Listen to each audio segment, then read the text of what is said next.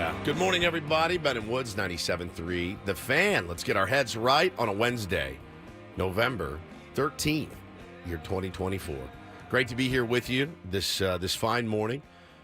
You can probably tell I'm not 100%. Been fighting, not really a cold, just losing my voice a little bit. And just kind of feeling run down and cold. But I don't feel sick, per se. I just a little bit thrashed right now.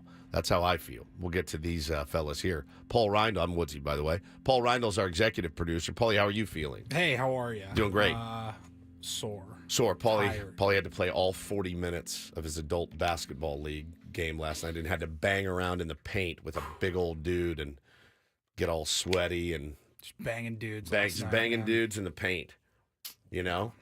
Sometimes you got to bang when you're down there. We had somebody that was sick, somebody that couldn't get there in time from work, somebody that had Aztec tickets. My roster of 10. Yeah, we had 5 guys there, and no timeouts. I mean, no subs, no rest. Yeah, we utilized 1 timeout. Nice. Had a lead the whole game. Got and the you win. won. Got the win. Yeah, but man, I'll tell you, it was not that long ago. Even when I was playing basketball regularly again, trying to get back into it. Wasn't that long ago, I could not have just physically ran 40 minutes. There's no way.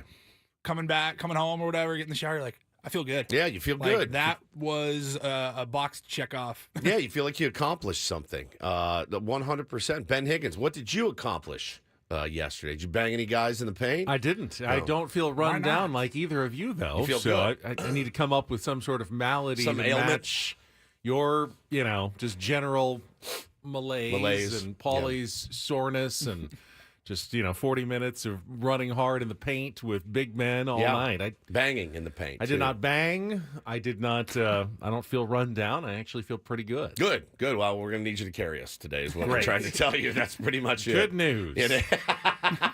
In a nutshell, that's what we're saying. I also woke up at 1:30. That's probably has something to do with it. I'm sure that did. One of those days, man. You're still feeling your Saturday night out? No, not even a little. You're definitely recovered from that. Yeah, I vomited that up the next day. All my liquors from Saturday night. I vomited up the liquors and felt fine then. And no, I feel great from that. It's just the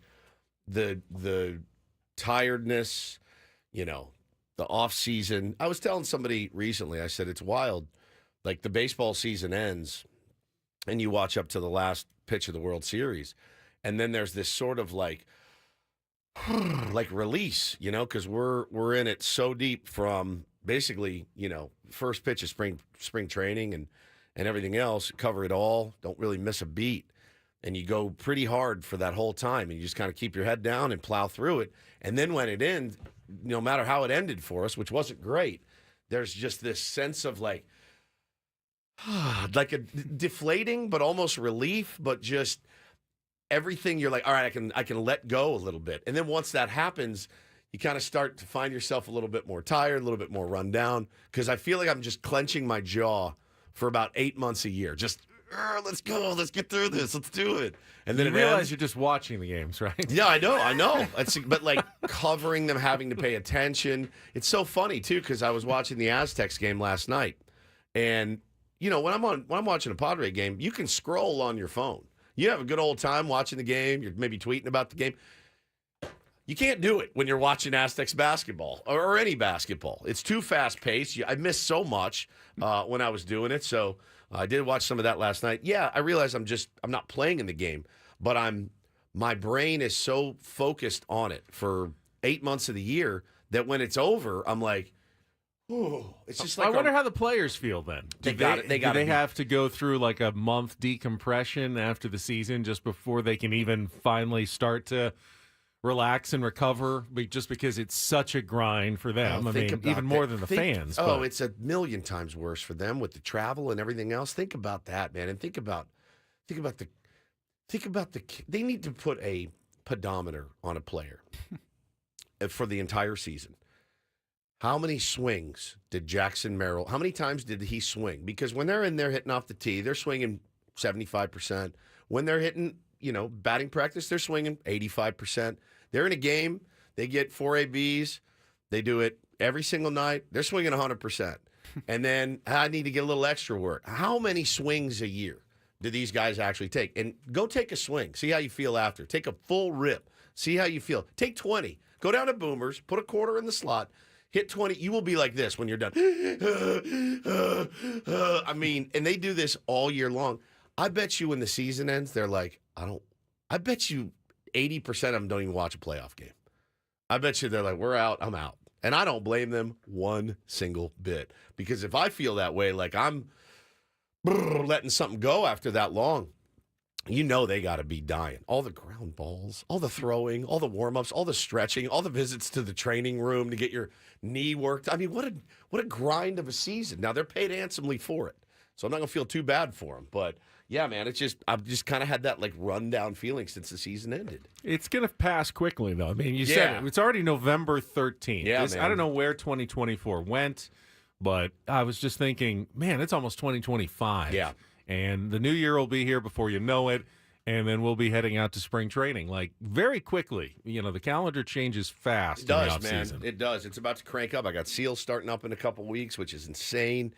Got to get my head right for that. So there's a lot going on here in the old Ben & Woods camp. We've got our Christmas and holiday extravaganza that's coming up on December 20th. You want to make sure you take that day off work so you can sit cozy on the couch, drinking eggnog, watching the Ben & Woods Christmas and holiday extravaganza. We have a meeting about that today. We're going to be doing meetings about that for the next 6 weeks, and that's always a fun time of year as well.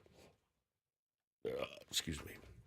You really are very consistent in the opening segment that almost happens almost every day. Almost every day. In the first segment. Just trying to get this is what foreplay is for. And then usually you get it out of your system, Yeah, and I don't hear it the rest of the show. Yep. But it's funny how almost every first segment, if you listen closely, you'll hear Woods belch. Who doesn't like to clear a little gas during foreplay? Your turn, Ben. Yeah, in I fact, I couldn't do it on command if I was offered $1,000 right now. Couldn't do it. couldn't burp. Couldn't do it. I couldn't either on command.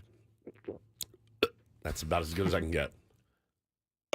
No, you faked it. You do like my kids do it. My kids do the same thing. They can't do it either. They can't do it. No, that's not it. I do this bit at home, and it freaks them out. They do the where I pop my cheek. I'll give you that. Well, but they can't. They can't do it. Yeah. And so they go, like they make little noises, like they're faking it. Ooh, that's a good one, Ooh, Paul. I like the water drip. Ooh, I've never been able to do that. I'm faking it. You see it? Yeah. I'm trying to whistle it. Do it. Well, that's really good. Make a note to get some Dodger content up on our YouTube feed today. Because, I mean, I need some gas money. So these guys, we put up anything right now. And we're not doing this on purpose. We're just doing our show every single day like we do. Building the channel. Building a channel. Paulie puts up a couple videos on YouTube after the show. Sends me a screenshot. And it was us talking about Roki Sasaki and how nice it would be for us to get Roki Sasaki. And how if he goes to the Dodgers, he's a chump. And if he comes here, he's beloved. Yesterday's, show topic in a nutshell. Right. Bro, they lost and lose their minds. We are in their heads. So they just won a World Series, and they're coming to our pace. Like, that's what I truly don't understand. But keep it coming. Make sure you get something up today. I think when I left here yesterday morning, it went live at like 8 o'clock. It was just our 6:30 segment. Your 6:30 segment. Segment from the show. But if you missed the show or something, here's the condensed version. Yeah. Here's kind of the highlight of the show. And I think when I left, I had a couple hundred views, maybe 2 comments. And then later in the afternoon, it must have jumped into the old Dodger algorithm or whatever. Somebody gets them and sends them out. It had a couple thousand views. Oh, my God. So many comments. And when I just saw the number of comments, and I go, I know it happened. Oh, yeah. It happened again. It happened again. And I go and I look, and it's like, haha, LOL Madres. Yeah, little brother is stupid. Keep coping, losers. Everything misspelled as usual. You guys sound like idiots. He's a Dodger. Yeah, it's really. I wasn't joking when I said we could do a Dodger show. There's no doubt. And make money. And really still be ourselves. I think there'd be an audience for it. What do you mean there'd be one? There is there one. Already They're is. here. And they don't want us to be different. They don't want us to all of a sudden exclusively Dodgers, but we crap on them the whole time. The whole time. And I think that would be content that would be extremely popular among a very large segment of their fan base. If the Padres weren't good and relevant, like they are now, if we were doing our show, if we started instead of 2018 and 2012, right, we might have just done that, just changed the direction of the show. We're like, we're just going to be anti-Dodgers. Just the whole thing. Is there a segment of Padres fans who would seek out like another? I don't think there is a Dodger podcast that just craps on the Padres the entire time. But if there was, would you seek that out? That content? I would not. To try to find it. No. I don't rage seek anymore. I used to rage seek. I don't do it anymore. I don't need it. I have enough negativity. I don't need to go searching for negativity. I get enough. There's plenty. And I'm certainly not going to go listen to, the Dodger Boys podcast or something and be like, what did they say about Manny? Like, I don't care. I think we can intelligently talk about the Dodgers, though, sure, without, a lot of bias. I mean, yes, we have a negative bias toward the Dodgers, but I think we can also look at them with clear eyes more than perhaps a lot of the fans in Los Angeles can look at that team. I will never understand the Padres insult. Right? I think I need to ring the massage bell on them. Yeah, ring it. Like, I love my Madre. I love my Madre so much. You guys love your Madres. I'm a Madre lover at home. My wife she's a literal Madre, and I love her. I love it every time. It's fantastic. So I've never understood that knock. The Madres. So they're moms? And is there something inherently bad with moms? I don't understand it. The SAD, when they say Sadres, there you go. That's pretty good. I'm like, I'll tip my hat to it. It's a good, like when we did the tax Dodgers, I thought that was pretty funny. That's you can at least bust balls about it. The tax Dodgers, because they don't pay taxes on Shohei and all that. Like, that's pretty interesting. But shout out to all the moms out there. Bro, all of you moms out there, you guys are fantastic. And I'm sorry, Dodger fans, that your moms don't love you and don't want to be in your life. I can't relate. My mom loves me very much. It's starting to make a lot of sense, though. The lashing out. The poor behavior. Yeah, it does make sense. All right, well, let me offer this to you guys. A hug. I'll give you a big old virtual hug from me, and I'm a great hugger, and just let you know that it's not your fault. What about the Ben and Woods Dodger bonus hour every day on YouTube? Bonus. It's not your fault. The Dodger bonus hour? I don't want to do an extra hour of Dodger talk every day. I know as much as you do. Yeah, as much as you do, I don't want to. All right, so, hey, here's a hug. Oh. Here's a hug from me to you. And I'm congratulations on your chip, and enjoy it. Enjoy the off season. You guys have earned it. I've told you. I've told you many times. You've earned the right to be insufferable. But if you're going to be insufferable, please continue to do it on our YouTube feed. Okay, be as insufferable as you want on our YouTube feed. We really appreciate the extra cash. Are we all warmed up now? Here's our latest comment. Oh, God. This was back from our video after the postseason, after the NLDS. The video was, we did a segment, did the Padres choke? Yeah. And this guy, Donald, writes, "Give me a break. They didn't chalk. They acted like they won series after the third game. Baseball god, just only one. Just one. Put it to them because of the way they acted in the third game. In the end, they got what they deserved." All right. What's his name? Donald. All right. Hey, Donald, if you feel that way, I don't know what to tell you. We did chalk. We chalked hard. And I hope we never chalk again, especially in October. 24 scoreless innings, that's a chalk. That's a chalk, dude. There's no other way to look at it than you chalked. Yeah, as our beloved Geekster says, the San Diego Padres is a phenomenal organization. So the joke is on them. We do love our Padres. We love our Padres. We love our Padres. We love our Padres. And we love the Padres. So there you go. Thanks for weighing in, guys. The spelling bee does need to happen, Carlos. More than anything. But they can't laugh at themselves. That's the problem. That is a common thread I've noticed. You have to be able to laugh at yourself. You have to be able to see the absurdity in what we are all fighting about, right? You have to see the absurdity in what your team has or hasn't done. And they have not realized, they have not gotten that true self-realization that at the end of the day, you guys won the chip. Be happy. You don't need to be coming here, but continue to come here and leave comments because it actually helps us a lot. So thank you. Ben, the only one I can't respect from these three. He never speaks facts. He speaks as a Dodger hater. LOL. Just couldn't accept the Padres. That's me. Choke. He's talking about me. He's talking about me. I don't know. Oh, wait. Yeah, because you said they didn't choke. I said the Padres didn't choke. Yeah, but you changed your mind. No, not really. Oh, boy. They chalked. They chalked. They chalked really hard. Ooh, this is a good one. Make them spell Shohei Ohtani. That's really, really good. All right, write that down in case we can get 3 of them in here to find out the biggest moron in the Dodger fan base. It's going to take years of weeding through, but virtual hug from me to you guys. All right, we got all of our gases out. We're ready to go. Ready to go. All right, foreplay over. Let's get started. We'll set the menu for the Wednesday edition of Ben and Woods. It is coming up after Kelly Danick's Traffic. Ben Woods and Paul with you here on San Diego's #1 sports station, 97.3 The Fan.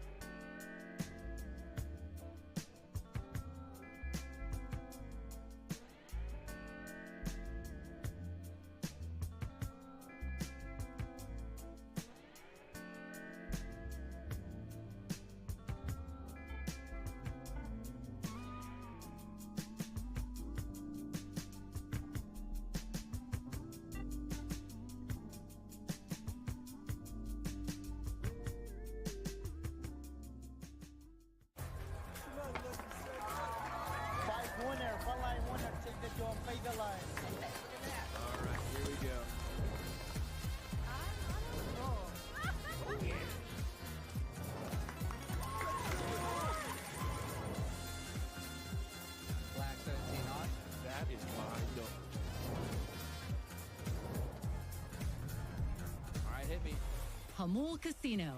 Fun above all else.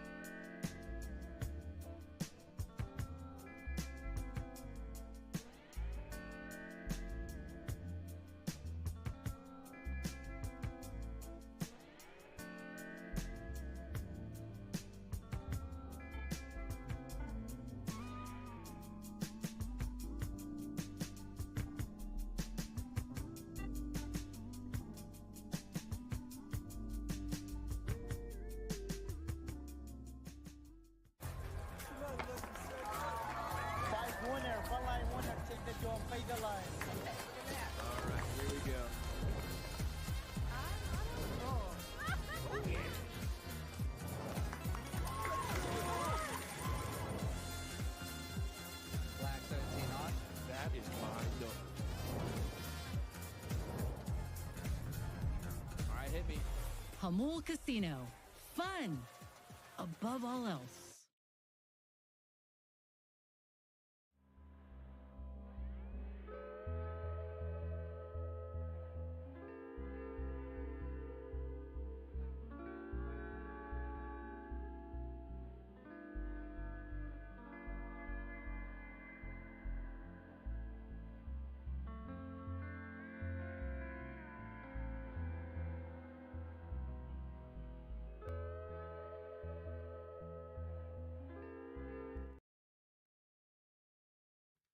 It was a busy night for hoops last night. Even Woods turned on some basketball, and we will talk about it coming up here. Aztecs, all the local teams in action, college, NBA.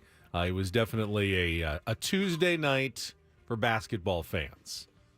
That's what you do in the offseason. Yeah. A little basketball watching when you wait for baseball season to start again. I agree. So we'll talk about a little bit of what we watched last night coming up here in a couple of minutes at the bottom of the hour. But there is plenty of baseball talk to get to, including a topic that was broached yesterday on this show. And then I heard them talking about it on Annie and Elston, and then again on Gwen and Chris. It was the JT Rogan tweet yesterday about Blake Snell and what he had said to JT that he'd love to come back to the Padres, but AJ Preller told him just not sure whether ownership's going to be able to fork out the cash this offseason. And it's led to a lot of talk in this town, and we're going to talk about it today on what the Padres do need to commit this offseason to if they want to keep that championship window open. What is required, both roster-wise and financially, for the Padres to, keep that foot in the door and not let it close? They did a great job of wedging it open this past season with a lot less salary. But can you continue to do that, or is it going to be required, incumbent upon the team to spend a little bit more money this offseason and go back into the luxury tax if they really want to put a World Series contender on the field? And we're going to discuss that this morning at 7:35. I can't wait. I'm looking forward to it tremendously. Interesting topic here. Also some new talk about Garrett Crochet trade scenarios and teams that could be interested. On ESPN.com this morning, the Padres were mentioned. We can discuss whether you'd be willing to include Ethan Salas in a trade discussion with the Chicago White Sox for a premier pitcher. Whether or not you get Roki Sasaki, you've got a plan, Woods, this offseason, I think, with the idea that you're not going to get Roki Sasaki. Right. You cannot simply decide that, hey, hopefully we will convince him, and once he does, that solves all of our pitching issues, and we're good to go. You have to prepare this offseason for the fact that Roki Sasaki could go to the Dodgers or someone else. Cannot be the centerpiece of everything you do, because he could easily choose to go somewhere else, and then what do you have? It'll be, February, and go, well, that was our offseason, was trying to woo Roki Sasaki, and he decided to go somewhere else. Yeah, and then you're sitting there going, well, I mean, yeah, that's not a guy you can put – it's not a guy that you can put all of your eggs into his basket and just hope for the best. It's not. You actually have to build your team hoping that the way that you've built your team is attractive to Roki Sasaki. Does that make sense? Like, let's add pieces and let Roki Sasaki say, well, oh man, yeah, the Dodgers have a great team. Obviously, they got a lot of guys coming back, but where do I fit in there? And what are they bringing back? They're going to have a good team. They're going to roll out of bed and win 100 games. I think Shohei Ohtani is a cautionary tale. Going to the Angels and then ending up on a team that never really put the right pieces around him. 100%. I think some people are saying the Angels, hey, if Shohei went to the Angels, then Roki Sasaki could go anywhere. I think because Shohei went to the Angels, it actually limits the places where Roki would be willing to go. If I'm coming over from Japan and I'm looking at an organization and I go, there's not really much of a track record there, I don't know what they've got, I'd be very hesitant to pick that team. I still have no idea why that came about. I really don't. Wanted to be maybe. I mean, again, I'd seen an interview with him recently that said when he was young, do you think you'll end up on the Dodgers? And he said, yes, I do. So maybe that was it. They didn't have the ability to DH at the time, so he picked the closest team to the Dodgers. He wanted to be in LA, I guess. But It makes no sense. It makes no sense at all. Well, and think about laying in bed at night knowing you had that guy on your team for how long? 5 years? 5? And did 6 and did nothing. Did nothing. Nothing. Nothing at all. Literally nothing. Now, the Angels did spend. They spent. But they spent poorly. They did. And it ended up really torpedoing the entire time that Shohei Ohtani was on their team. Yeah, we've got, and people in the chat, and we'll get into the Crochet stuff, and we'll get into everything else. But, I mean, Jeff is in here saying that Blake Snell is basically Vasquez or Waldron, and I'm going to need to push back on that at some point during the day. Jeff, I love you, but that's a bit misguided. It's a bit misguided. That is. Yeah. Unless I missed Matt Waldron's Cy Young Award. Correct. It's possible. I'll look up the both list. Of them? Both of them? Both of them, right. Check the list again Correct. just to make sure Matt Waldron's name doesn't appear twice Eddie Vasquez on the list of Cy Young Award winners. But, I there's a lot of value there with Blake Snell, I think. But we'll talk about that. I want to talk a little college football. Even Wood said, hey, we're getting to the point here where, had new playoff rankings come out yesterday. It's going to be kind of interesting coming down the stretch. We didn't talk a lot of college football yesterday, so we'll mention that. Jeff Passan had a great offseason primer. I don't know how you say that word. Isn't it primer? Primer. What is it? Primer? Primer? When has it ever been primer? I think the British people call it a primer. No, that's the Premier League. A primer? No, that's a Premier. Premier League. That's different. The Brits call it a primer? A primer, not Instead a primer. of a primer? Yeah, well, I think we're they call not it Brits. a primer. So why... You have told me that you were maybe in another life you were a Brit. So I'm just trying to make you feel comfortable. All right, well, it makes me feel uncomfortable when you say primer. An off-season primer. There you go. With a lot of news and notes, some of which involves the San Diego Padres, and we can get into some of the nuggets that he dropped yesterday. Paulie's got his round report in the 9 o'clock hour, and it should be a good show for a Wednesday. No guests today, but as Woods likes to say, we don't need them on this program. Guests are for the week. All right, we'll start with a little hoops when we come back, though. San Diego State rolled, and I mean rolled last night, as they should. As they should have, yes. But if you can be impressive against a Division III team, they were last night at Viejas Arena. We were all watching it. We can talk a little hoops when we come back. It's Ben and Woods. San Diego State Primer. Yeah, it's the San Diego State Primer. Coach Prim time, Deion Sanders. Prim time. It's Ben and Woods on San Diego's #1 sports station, 97.3 The Fan. Coach Prim.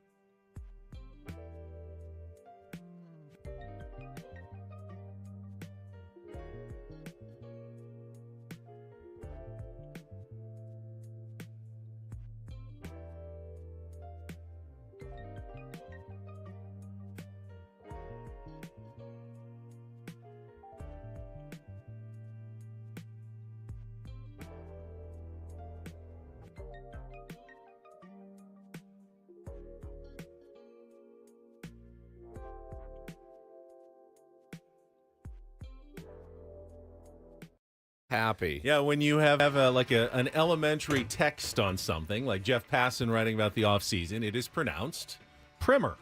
If you have the first coat of paint on a house, that's the primer. All right. But a text, like a textbook or a writing on a subject, that is pronounced primer. And that's American English. No that's not even English.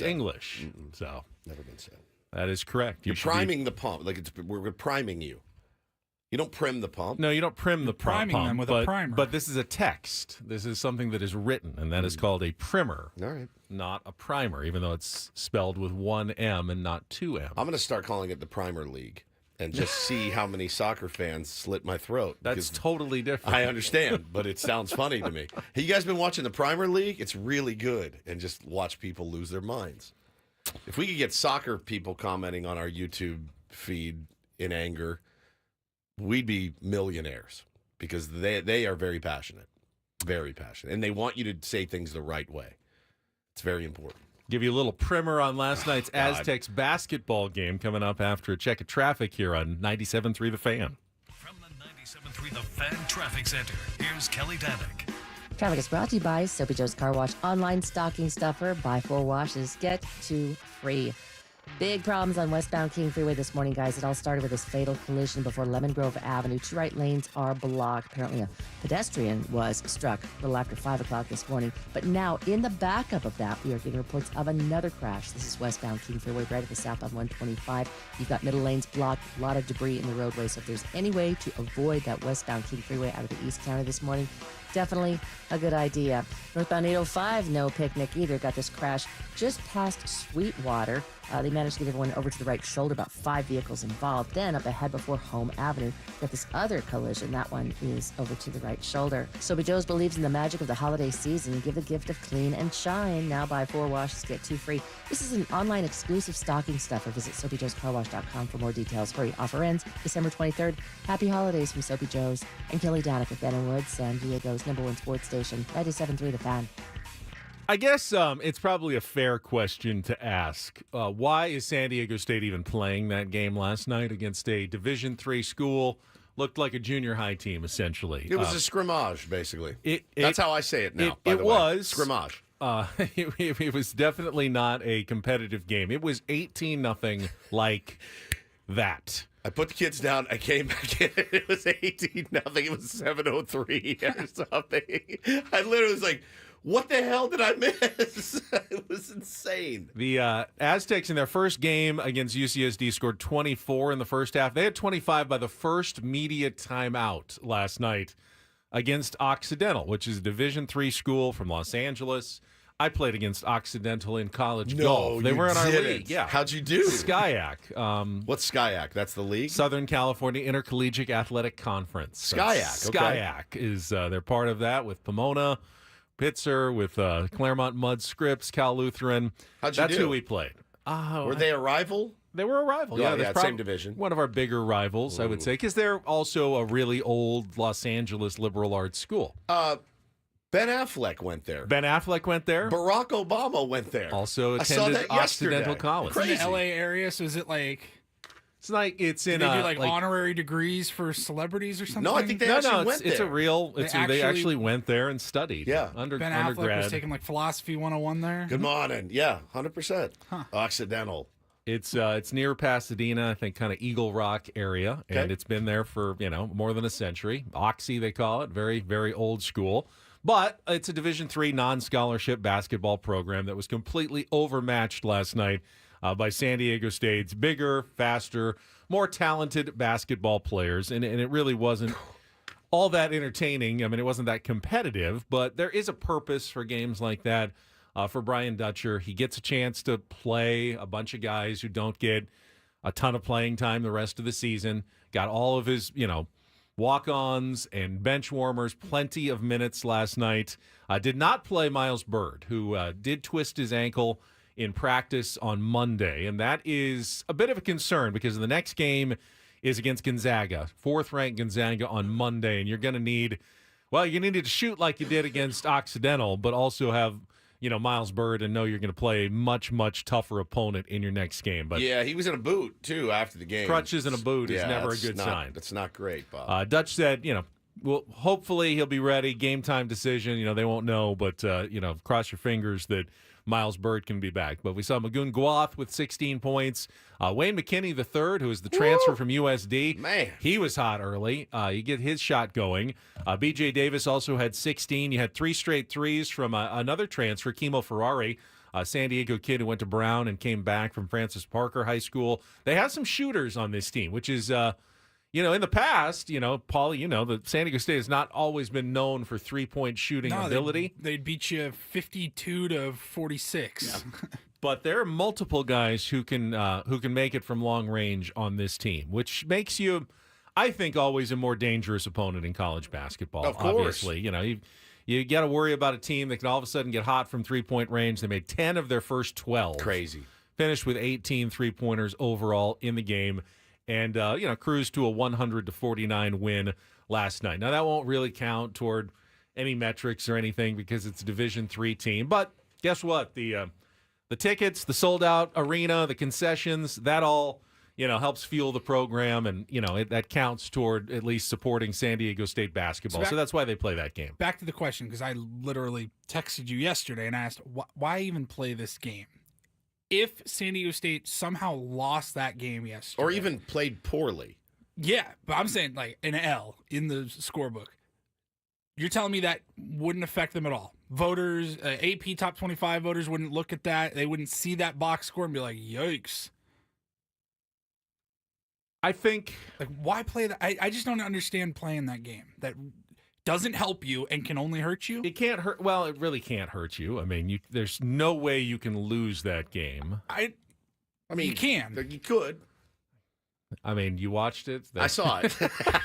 It looked like me against Bo and his friends out there. I mean, it's much more dangerous to play UCSD than it is to play Occidental. That UCSD, while they're a decent team and they're going to be ranked probably around 100 in the, in the RPI and the Ken Palm, you lose that game, that actually does hurt you. Occidental, you really can't lose that game, and it doesn't hurt you in terms of your strength of schedule because it doesn't count. So it is essentially a scrimmage in many senses of the word, except, ultimately you'll put it on your record and you get to keep all the money that you make during the game. You know, feel like a good Aztecs fan for supporting your program and going to that game last night and seeing some players play that you probably won't get to play the rest of the season because, well, they're not going to be part of the regular rotation. So, but I mean, watching a guy like Kimo Ferrari who comes in, Ben, and is draining threes, and it doesn't give Brian Dutcher any pause to say, yeah, let's try to get him. Well, it's confidence builder, sure. Yeah, I mean, that's part of it too. You know, go out and give your team some confidence that we can put up points in a hurry. Yeah, no one's in our face, and we can shoot right over the heads of most of these guys. It wasn't from a lack of effort from Occidental. It really wasn't. They really busted their ass. I watched most of the game. I felt bad for them in the first few minutes. Yeah, they were just overmatched. I'm sure they're thinking like, well, they're gonna miss. They're gonna miss a couple at some shots. point, right? I mean, they can't make everything, and just everything was going in and going. Oh, we drove all the way down through the traffic for this. This is getting kind of ugly. Put myself in the shoes of an Occidental player. You're like, all right, we got to just play defense. Like, it's going to be tough to score on these guys, but like, you know, they can't make every shot, and then they come out and they literally make every shot. Wayne McKinney could not miss early. Everything he threw up went in. You throw your hands up, and you're like, Yeah, it's good. It was good to see. You know, it's good to see on the home court. It's good to see shots dropping. I mean, again, I don't care who you're playing. The shots got to go in. And they did. And it was pretty much over. 10 minutes in. I actually flipped it over. You were still watching, and by the second half, I had turned the channel to ESPN, which is just one down on my cable dial at work, to see Kentucky, number 19 Kentucky, take on number 6 Duke in that State Farm Classic game, and see Lamont Butler playing for the Kentucky Wildcats. First time I had actually sat down and seen him in a new uniform, and he was actually starting. I wasn't sure if he was going to be in the starting lineup for Kentucky. That is the new college basketball in a nutshell. Kentucky cleaned house, new coach Mark Pope, new players, 9 transfers and 2 freshmen. Wow. There's not like a single guy back on that team. It's essentially a team of mercenaries that have come in from programs all over America, including Lamont Butler from San Diego State, to try to put together a team that can compete maybe even for a national championship. And last night against Duke, they certainly looked like a team that might be able to compete. Duke has the all-world freshman in Cooper Flagg, who was really, really good. 26 points and 12 rebounds. He's only 17 years old still. That is absolutely bananas. Playing against these, sixth-year seniors like Lamont Butler, he's like who the are number 1 player in America. Yeah, but Cooper Flagg is going to be the number 1 draft pick. He was fantastic until the last minute when they tried, in a tie game and then down 2, kind of tried to force the action and committed a couple of late turnovers against a veteran and experienced Kentucky team. He'll learn from that, but clearly he was the best player on the court. A 17-year-old playing against some of the best players in America. It was very impressive last night. But Duke did take the loss, and I thought that was a very interesting. It was not just an interesting game, but to see a team of nothing but transfers. It's like the new college basketball in a nutshell. It's like an expansion team or something, basically. Kind of, it is. It's like a baseball expansion draft where you've just taken, all right, take this guy from here and this guy from this program. Think about Lamont Butler, who puts himself on the map 2 years ago in the Final Four, hits the buzzer beater, comes back for one more year with San Diego State, but he's already on everyone's radar now at that point, and then he gets plucked from, the Blue Bloods, the Kentuckys, the Kansas, the Dukes, steal from the poor little Mountain West schools, pluck their best player. Now he's starting for freaking Kentucky and playing well, playing really well. It's. I mean, you got to be happy for him, right? He did his part here certainly, and now he gets a chance to go and shine on an even bigger stage. He's a legend. He's always welcome at Viejas Arena. I put in the rundown. I added this morning, Ben, because I think my wife's listening right now, and I need you to explain. For her, obviously, not me, the NBA Cup. Because she... So we were lying in bed last night. Now, she leaves for New York in the morning, New York City, with her mom. Annual girls' trip. And I got the kids and the whole bit. So she says, I'm going to the Garden on Friday night for the NBA Cup. I said, for what? She said, it's called the NBA Cup. I go, what are you talking about? And so I go to ESPN, and I was like, Knicks, Nets... NBA Cup, it says underneath. Were you not watching last year? Was she not watching last year? Neither when of us were watching last year. The NBA Cup? So it's that in-season tournament. Yeah, last year was kind of called the in-season tournament. Now it's the Emirates cup. They got a sponsor for it, but it's the same as last year. So starting last night. So last night was the first night. Certain games and days are designated as in-season tournament days. I thought it was like every Tuesday, Thursday, or something. Usually, I think it's like Tuesdays for the next few weeks. Tuesdays, Fridays. And you have different pools, like different groups, where you'll play all your 3 teams. Now, they also count as regular season games. Okay. They're part of the normal schedule, so they'll go on your record. This is what I was telling her. She just didn't grasp it. But specifically, if you can win your group, then you advance on to the quarterfinals, and then it's quarterfinals, semifinals, and they have a championship game. And it's all around other regular season games. And it's all they're all included, other than the championship game of the tournament, which is outside of the scope of the regular season. Every other game counts as one of your regular season games. So it's not, and so teams aren't playing extra games other than if you make the finals. The final. You have and then you play one extra game. Okay. Last year, of course, the Lakers won the inaugural NBA Cup tournament. And which makes... They put different floors on the court. Yeah. So you can just quickly see, this is an NBA Cup game. I saw the blue floor last night and in Philly. I think it was in Philly. And it is a scene. I mean, it's like watching them play at Boise State, basketball on the Boise State field. It's very, very odd. It's a little off-putting, I'll tell you that right now. The biggest scene last night in the NBA, though, was Golden State, where Klay Thompson returned with the Dallas Mavericks to a hero's welcome. Yeah, that's crazy. Fans, employees, teammates, all hailing the return of Klay. They gave out captain's hats to all the fans. It's pretty legit, man. Who all wore it. And then, Klay hits a big 3 and does the Steph shimmy. But then in the end, Steph Curry hits a giant 3 and does his old 99. Yep. It was one of the more entertaining regular season basketball games of the year, with the Golden State Warriors pulling out the win. They continue their hot start last night, but kind of a feel-good moment for everybody.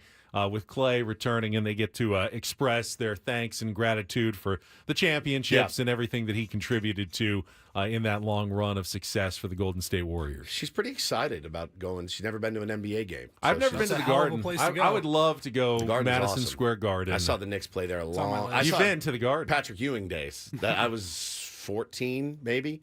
My Aunt Kathy took me, and it was. I mean, that's one. If you get to New York, you don't care about the matchup. You don't care. You just got to go. Just got to be there. I went to the old Boston Garden too, which is.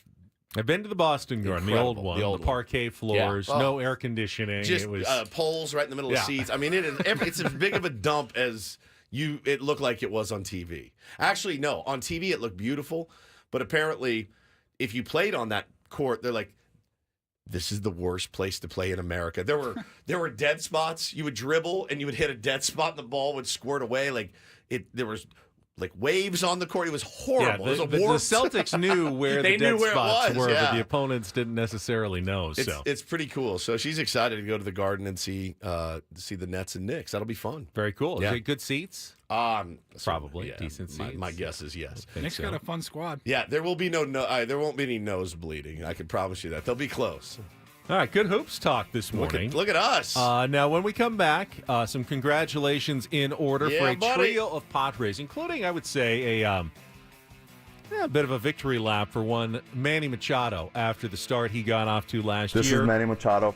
Also had a move yesterday in Major League Baseball. We'll get to that and take on Woods coming up in our next segment. Ben Woods, 1 hour in the books on a Wednesday on San Diego's #1 sports station, 97.3 The Fan.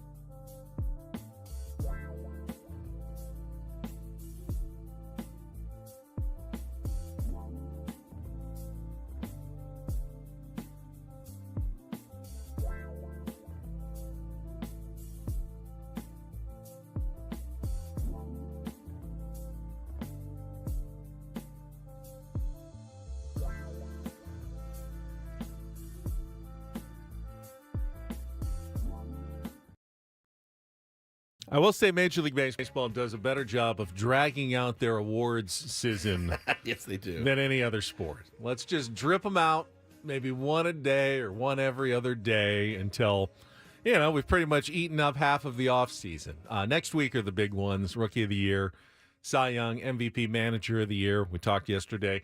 Jackson Merrill up for Rookie of the Year. Mike Schilt up for Manager of the Year in the National League. Yeah, of course. Yesterday, though, they dropped the annual Silver Slugger Awards in both leagues. Those are given to the top offensive player at each position on the diamond, plus a designated hitter.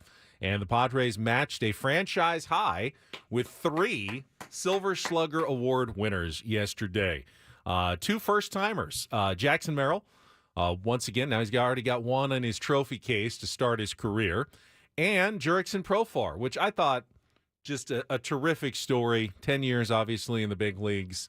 Most of that spent as a journeyman who never quite lived up to the potential that he had as a top prospect in baseball, but coming into his own last season and really, carrying the Padres for a good part of the 2024 season. The first half, Jurickson was so elite and electric, and 100%. Very, very well deserved. Saw a nice little interview he did with MLB Network. Had Kyrie standing right behind him. Very, very cool moment. And of course, for Jackson, holy crap, man! First year in the league, finalist for the Rookie of the Year, and then you throw that. Which, by the way, the Silver Slugger Award's awesome. It's awesome. Like it's just, as far as an aesthetically pleasing award. Yeah, I want that. That'll look good in the trophy room. That will do, right? Couple of Silver Sluggers hanging over your mantle look pretty cool. And our beloved Manny Machado picked up another one. So the name Manny Machado winning a Silver Slugger does not seem all that surprising. However, if you had gone back to like May, right, and looked at what Manny Machado's numbers were, you would have thought, well, there's no chance that this would be a year that he could win a Silver Slugger award. And it's just a testament to Manny's consistency and, constant effort that he pulled himself out of that slow start, fueled obviously by the elbow surgery, and ended up with some really good numbers at the end of the season. 29 homers, 105 runs batted in, hit 275. As he always says, the back of the baseball card doesn't lie for Manny Machado. It's crazy, man. I don't know that that's true for every player, but for Manny, it really does seem to be true. He will find his way to his numbers at the end of the year. He had like a week to get 30. And I was like, it was like Panda watch for me. I wanted him to get that 30. I know he wanted it too. He got close a couple times, but man, ended up, I was looking at his numbers yesterday.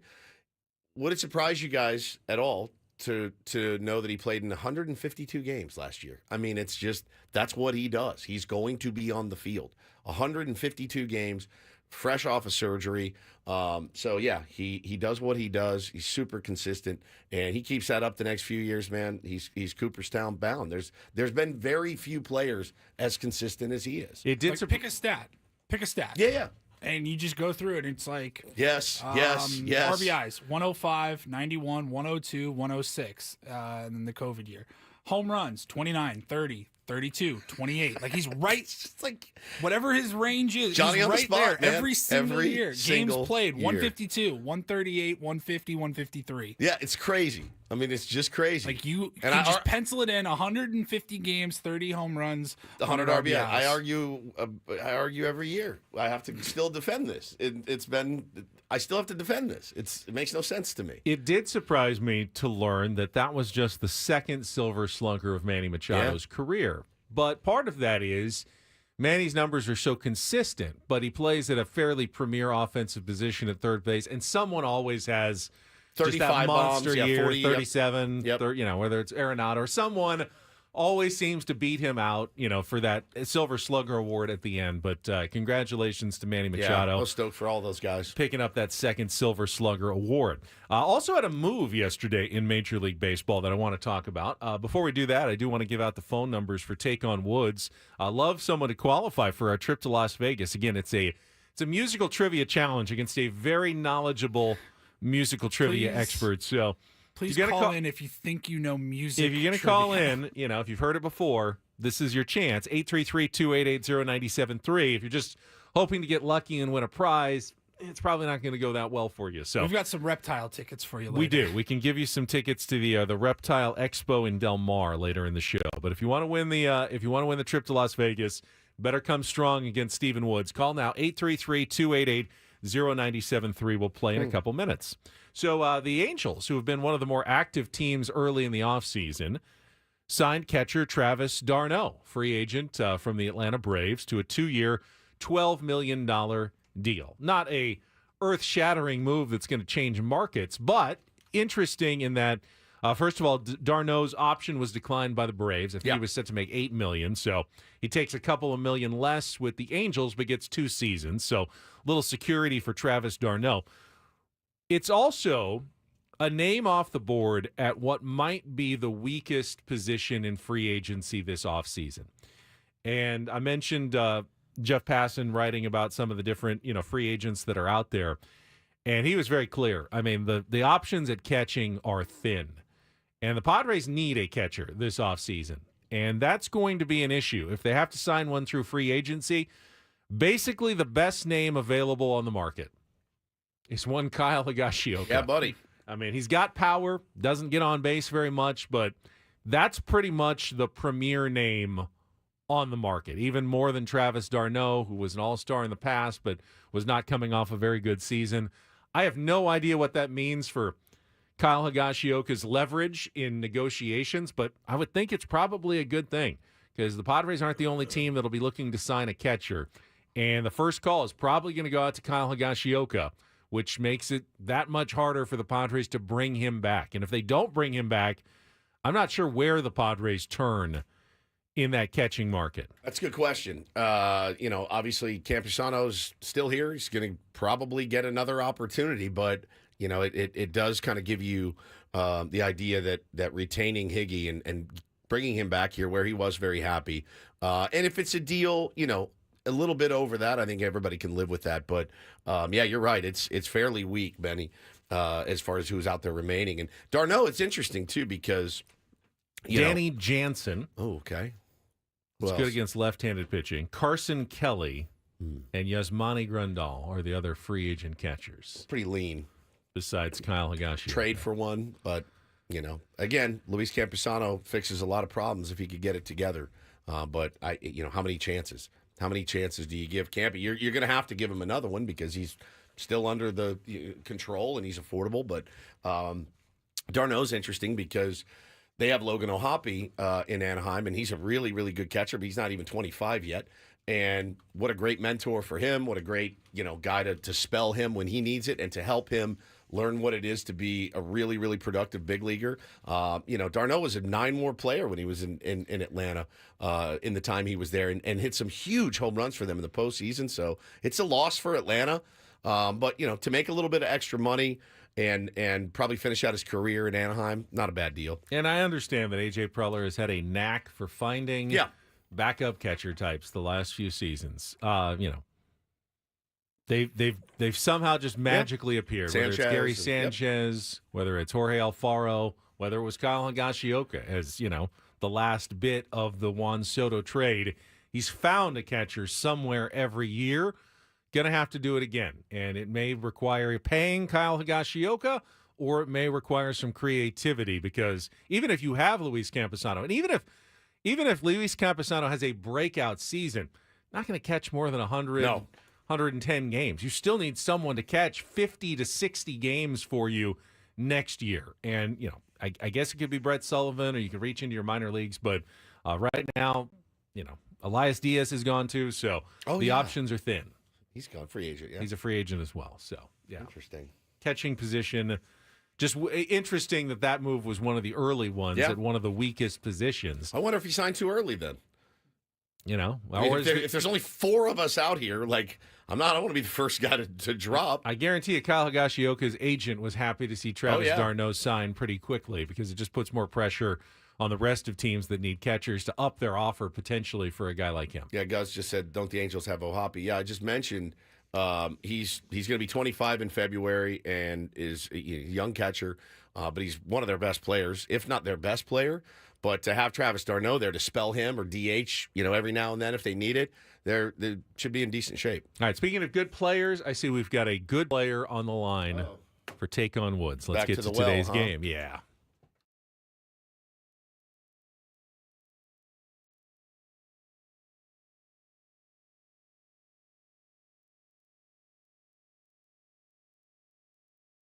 Take on Woods brought to you by Valvoline Instant Oil Change. It only takes 15 minutes. You don't have to get out of your car. For directions and discounts, go to SoCalOilChange.com. That's SoCalOilChange.com. I think I was just telepathically reaching out to Guy, knowing we needed a good contestant. Guy, always one of our better challengers. He's ready to go here for November. Hello, Guy. Hey, good morning. All right. All you had to say was Las Vegas, and I was there.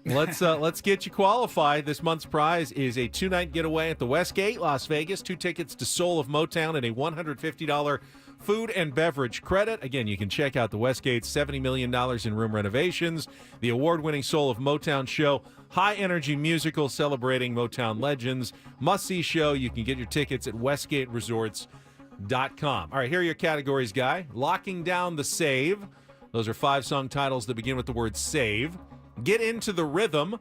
Those are 5 song titles and artists, including the word rhythm. And our new category is called a cromulent category. 5 hit songs with made-up words in the title. Locking down the save, get into the rhythm, or a cromulent category. Guy, what would you like to play?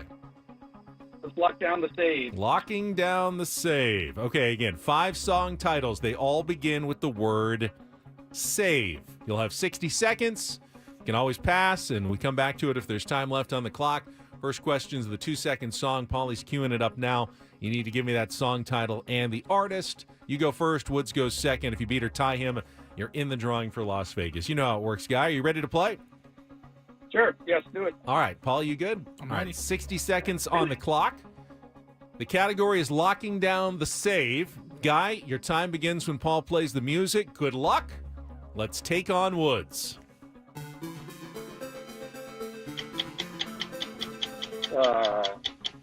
Duran, save it for the save a prayer. Correct. Save a prayer. You got it. Which 1997 debut single was the biggest hit for Swedish musician Eagle Eye Cherry? I can hear it, but I don't know. Save the night. Oh, incorrect. The Weeknd sings To Do This for Another Day, in which best-selling global single of 2021? Benny King sings lead for the Drifters, in which 1960 classic that includes the line, "Don't forget who's taking you home and in whose arms you're gonna be." I only know him as let's see. Pass. Which 2004 country hit from Big and Rich is subtitled Ride a Cowboy? Save a horse. Correct, which, all right, well, we got the 2 over there at the end. The country one might save you. Save a Prayer by Duran Duran, and you got Save a Horse. It's Save Tonight, not Save the Night. So close. So close, by Eagle Eye Cherry. Save Your Tears is The Weeknd, and Save the Last Dance for Me by the Drifters. So let's see what 2 does for you today, Guy. We got some tough categories this week, no doubt about that. Fell asleep. Really? Yeah. Relaxed. Been up for 6 hours. Why would you get up at 1:30? Didn't have a choice. Just woke up. All right, 60 seconds back on the clock. Your time begins when Paul plays the music. Good luck, Woods. Let's take on Guy. Oh, Save a Prayer, Duran Duran. Correct. Which 1997 debut single was the biggest hit for Swedish musician Eagle Eye Cherry? Save Tonight. Correct. The Weeknd sings To Do This for Another Day, in which best-selling global single of 2021? Pass. Ben E. King sings lead for the Drifters, in which 1960 classic that includes the line, "Don't forget who's taking you home and in whose arms you're gonna be."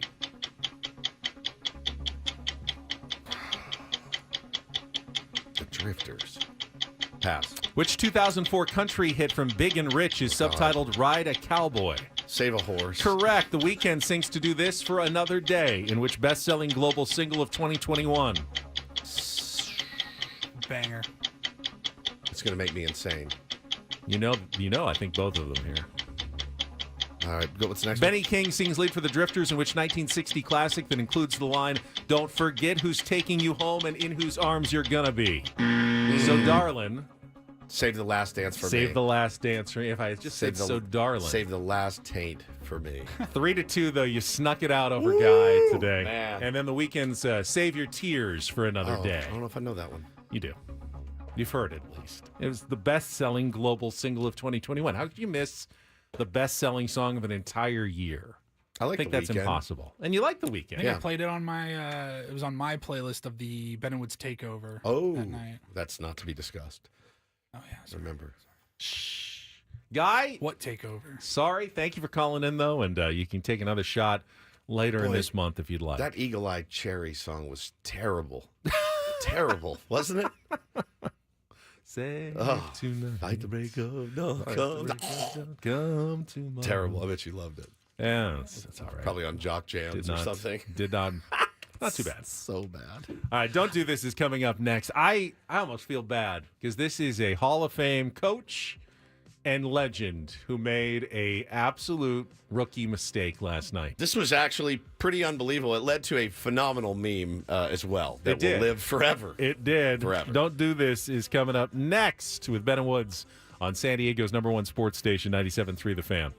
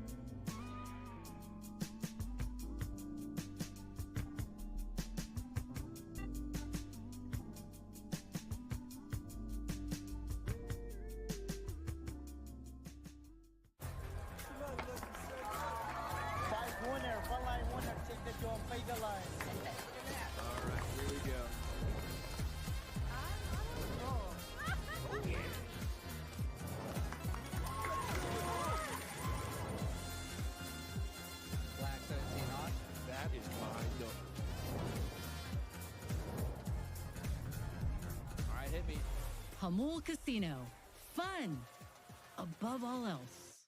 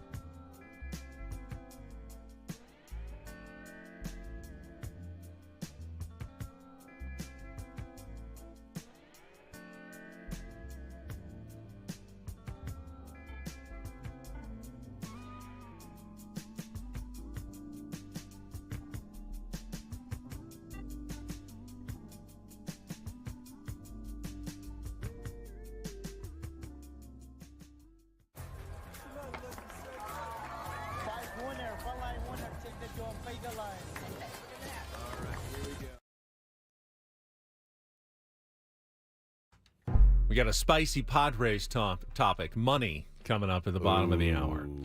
Before that, though, a little don't do this on a Wednesday morning. And Woods, I'll let you get us started. Yeah, head football. The personal hygiene story. Yeah, this is an interesting one, and athletes, it doesn't stop once you're no longer an athlete and maybe you're a head coach. But people have their weird little superstitions and their little peccadillos, right? And Syracuse head football coach Fran Brown, well, he's got an odd one. I'll let the audio speak for itself here. Till early this morning, I just be mad. I just brush my teeth. But it's like I don't deserve soap. I don't deserve to do all that. I'm just focused on like trying to get back and trying to make sure that our players mentally understand and know that I let them down, that they didn't do it. I just wake up all night, especially when you lose. You like wake up like, dang, it really happened. It really happened that way. So it's just different pieces. And then I just move on. There's a process that I follow every week. Win, lose, or draw. Only thing is like my wife, I can't sleep in the bed if we lose because I ain't going to get in the shower for that day. I'm just mad and I just sit there. I just brush my teeth. That's what I have to do so y'all won't say my breath stink. But I'm just kind of locked in at certain things, certain ways. I think you gotta earn the right to do certain things. So, winners get washed. Amazing. Yeah, he has actually said, when I lose, I don't deserve soap. Winners get washed. Winners get washed. It's an unbelievable saying. Winners get washed. Winners get washed. Interesting. So they lose. I haven't heard that one before. I haven't either, bro. Now I've heard, oh man, I got 3 hits with these socks on. I'm not washing them. Well, I've done I assume this was a superstition sort of thing, not a punishment. Like you don't self-punishment. Soap. Yeah, he says I don't deserve soap. I just will sit and brush my teeth forever because I don't want you to say my breath stinks. Well, why don't you have that same philosophy though about Scrub the rest your body. of you? Right. Yeah. It's incredible. Now they're 6-3, so that means at least 3 times this year he's like, nope, not tonight. Not earned in my shower. And imagine, you're a head football coach. You're running up and down the sidelines. It's not like you're sitting in a booth, counting stats. Like you're moving. You're into it. So he gets home and his wife's like, oh no, not sleeping in the bed tonight. My wife would be begging me to lose so that she could have the bed to herself. She'd be preying on my downfall and for losses. She'd also have an unshowered Woods. So. I shower like twice a day. But if there's those days where I'm like, I come home, I like maybe play golf or something, and I'm like, and she's like, do not get into bed right now. Disgusting. And while he's not a player, I'd imagine coaches get pretty hot and sweaty during the game. Like 3 minutes. I just did the whole thing. I just think so. He doesn't. Like running up and down the sideline. I just said the whole thing. I mean, if it's a night game and it's cool, it's probably okay, but go ahead. It's a day game. You're up. I think there's some differences. I think a coach is moving a lot up and down the sidelines and stuff. But football players also reek. They reek. Their gear, everything smells so bad, and he's right in the middle of the huddles on the sideline. Hands on everybody. He's grabbing. Hugging them. That's a good point. That is a good point. It's lacrosse players too. Just being around them. When those dudes come in the box and Seals game, when I had to put on the goalie gear, it did not smell good. It's nasty. Definitely did not smell good. All right, this one surprised me last night just because of who it was. The Detroit Pistons taking on the Miami Heat. Miami has a 2-point lead with 2 seconds left, but Detroit is inbounding the ball. And they just make a horrible defensive mistake, allowing for an alley-oop lob to tie the game. But that's just where the story starts. Paulie, do we have the play-by-play of what happened after that? With Eric Spoelstra, the head coach of the Miami Heat. In it comes, Duran dunks it! Oh, my! Unbelievable! In 7/10 of a second, they tie the game at 1:21. The Pistons are walking off the court. Who called timeout? Oh, no. The referee is saying that Coach Spo has called a timeout, and that's a technical foul as the Heat are out of timeouts. Oh, boy. Oh, boy is right. Incredible execution by the Pistons. No. That's a Get an uncontested dunk for Duran with 1.8 seconds left. Jalen Rose and the rest of us in disbelief. So a technical for taking a timeout. They did not. So his team gives up the lead, and then Spoelstra is so flustered, essentially, that he then tries to call a timeout to settle his team and set up a play, forgetting. You gave up the game-tying dunk. That freaked him out. And then the technical foul, it's a walk-off free throw. Yeah, they make the free throws, and the game is over, and the Pistons win it. According to Spoelstra after the game, there's really no excuse for that. I'm 17 years in. We had talked about it in the huddle. I knew that we didn't have any. I just got emotional and reactive on that, and I just made a horrendous mistake there at the end. It's a shame. That's fantastic. All right, guys. Now, so we have no timeouts, okay? So let's get this done. We have no timeouts. Timeout. Oh, it makes my stomach hurt. But it did lead to Paulie's got it up on the stream. Jalen Rose with the facial expression of the year. I mean, he looks like he opened the door to his house and some naked lady ran out. You know what I mean? Like it's like. Terrified. So good, dude. So good. Little shake. Oh, it's so good. Oh, it's fantastic. That one's going to live on, for sure. It's going to be around forever. And, Spose won 2 NBA titles, Olympic gold medal. Yeah, he's going to go to the Hall of Fame as a coach. It really was an unbelievable mistake for a guy like that. What are the odds Jalen Rose is there? I know. Yeah, it's true. I know. Yeah. The guy who was there with Chris Webber of timeout they infamy. Say, don't pull a Chris Webber. Yeah. It's called a Chris Webber. Don't call a timeout if you don't have one. Jalen Rose on that Michigan team. It looks like he smelled a bad fart. That's exactly what he's like. It's fantastic. All right, and then for do this today. DD mega doo-doo. Pretty simple, man. This is just one that makes me laugh, and it is Charles Barkley. The don't do this is they're taking these guys away from us after this season. Yeah, allegedly, right? I mean, as it stands right now, but they are talking about a basketball player, Ben, with an interesting last name. His last name is Dick. And Grady, right? Grady Dick. Yeah. And, they treat it like I probably would. Inside the NBA last night? Yep. Yeah. Hey, this boy balling right here, y'all. I think we pointed that out, Grady Dick. I can't say his name. I just can't say his name. I'm not going to say his name. I don't give a damn what y'all say around here. Come on, man. I'm not going to say that to another man. What's his name? I don't care what y'all say. Just call him His name's Grady. Grady. I'm not going to say that man's done. I don't care what y'all say around here. 22 turnovers for the I'm not going to call another man that, Jack. Okay. Grady, you balling, man. Grady, you balling. Grady balling. Grady balling is still trying to play Richard.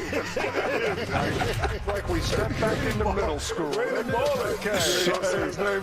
Shaq almost didn't recover. When Shaq Ernie's trying to plow on like I was. Like, what is this, middle school? Oh, back in middle school. Shaq, when he hits the and then it's over. And then he starts coughing. He's the coughing. Like, listen to the yeah, and it's then so the good. cough. Man, I don't give a damn what y'all say around here. Come on, man. I'm not going to say that to another man. I don't care what y'all say. Just call him His name's Grady. Grady. I'm not going to say that man's last name. I can listen to it all day. I swear to God, dude, those guys are. I would pay money to just go to a comedy club and just watch them talk. It's so good, man. They have such good chemistry, and they just know how to get each other, man. It lays me out every single time. Chuck. What's his name? Say his name. I ain't saying it. I can't say it. It's so good. Grady Dick. Brandon says Grady Dick and Anthony Black did a jersey swap last year. Jersey swap. Just in. It was the camera that was on them, and they're talking, and they're like, "No, we can't do that." Can't do it. And the guy goes, "All right, F it. Didn't they Get just the do it? photographer over here. Fantastic. Let's do it." Fantastic. And that is Fantastic don't and do this for a Wednesday. That was Don't Do This with Ben and Woods on 97.3 The Fan. All right, so the Padres are already up against the luxury tax, but they have needs and holes. So how are they going to manage that, and what is reasonable for fans to expect from their baseball team this offseason? I think that tweet spun a lot of people out yesterday. Yeah, spicy question on payroll. Questions that have not been answered by the Padres front office yet, and we will talk about that when we come back next with Ben Woods on San Diego's #1 sports station, 97.3 The Fan.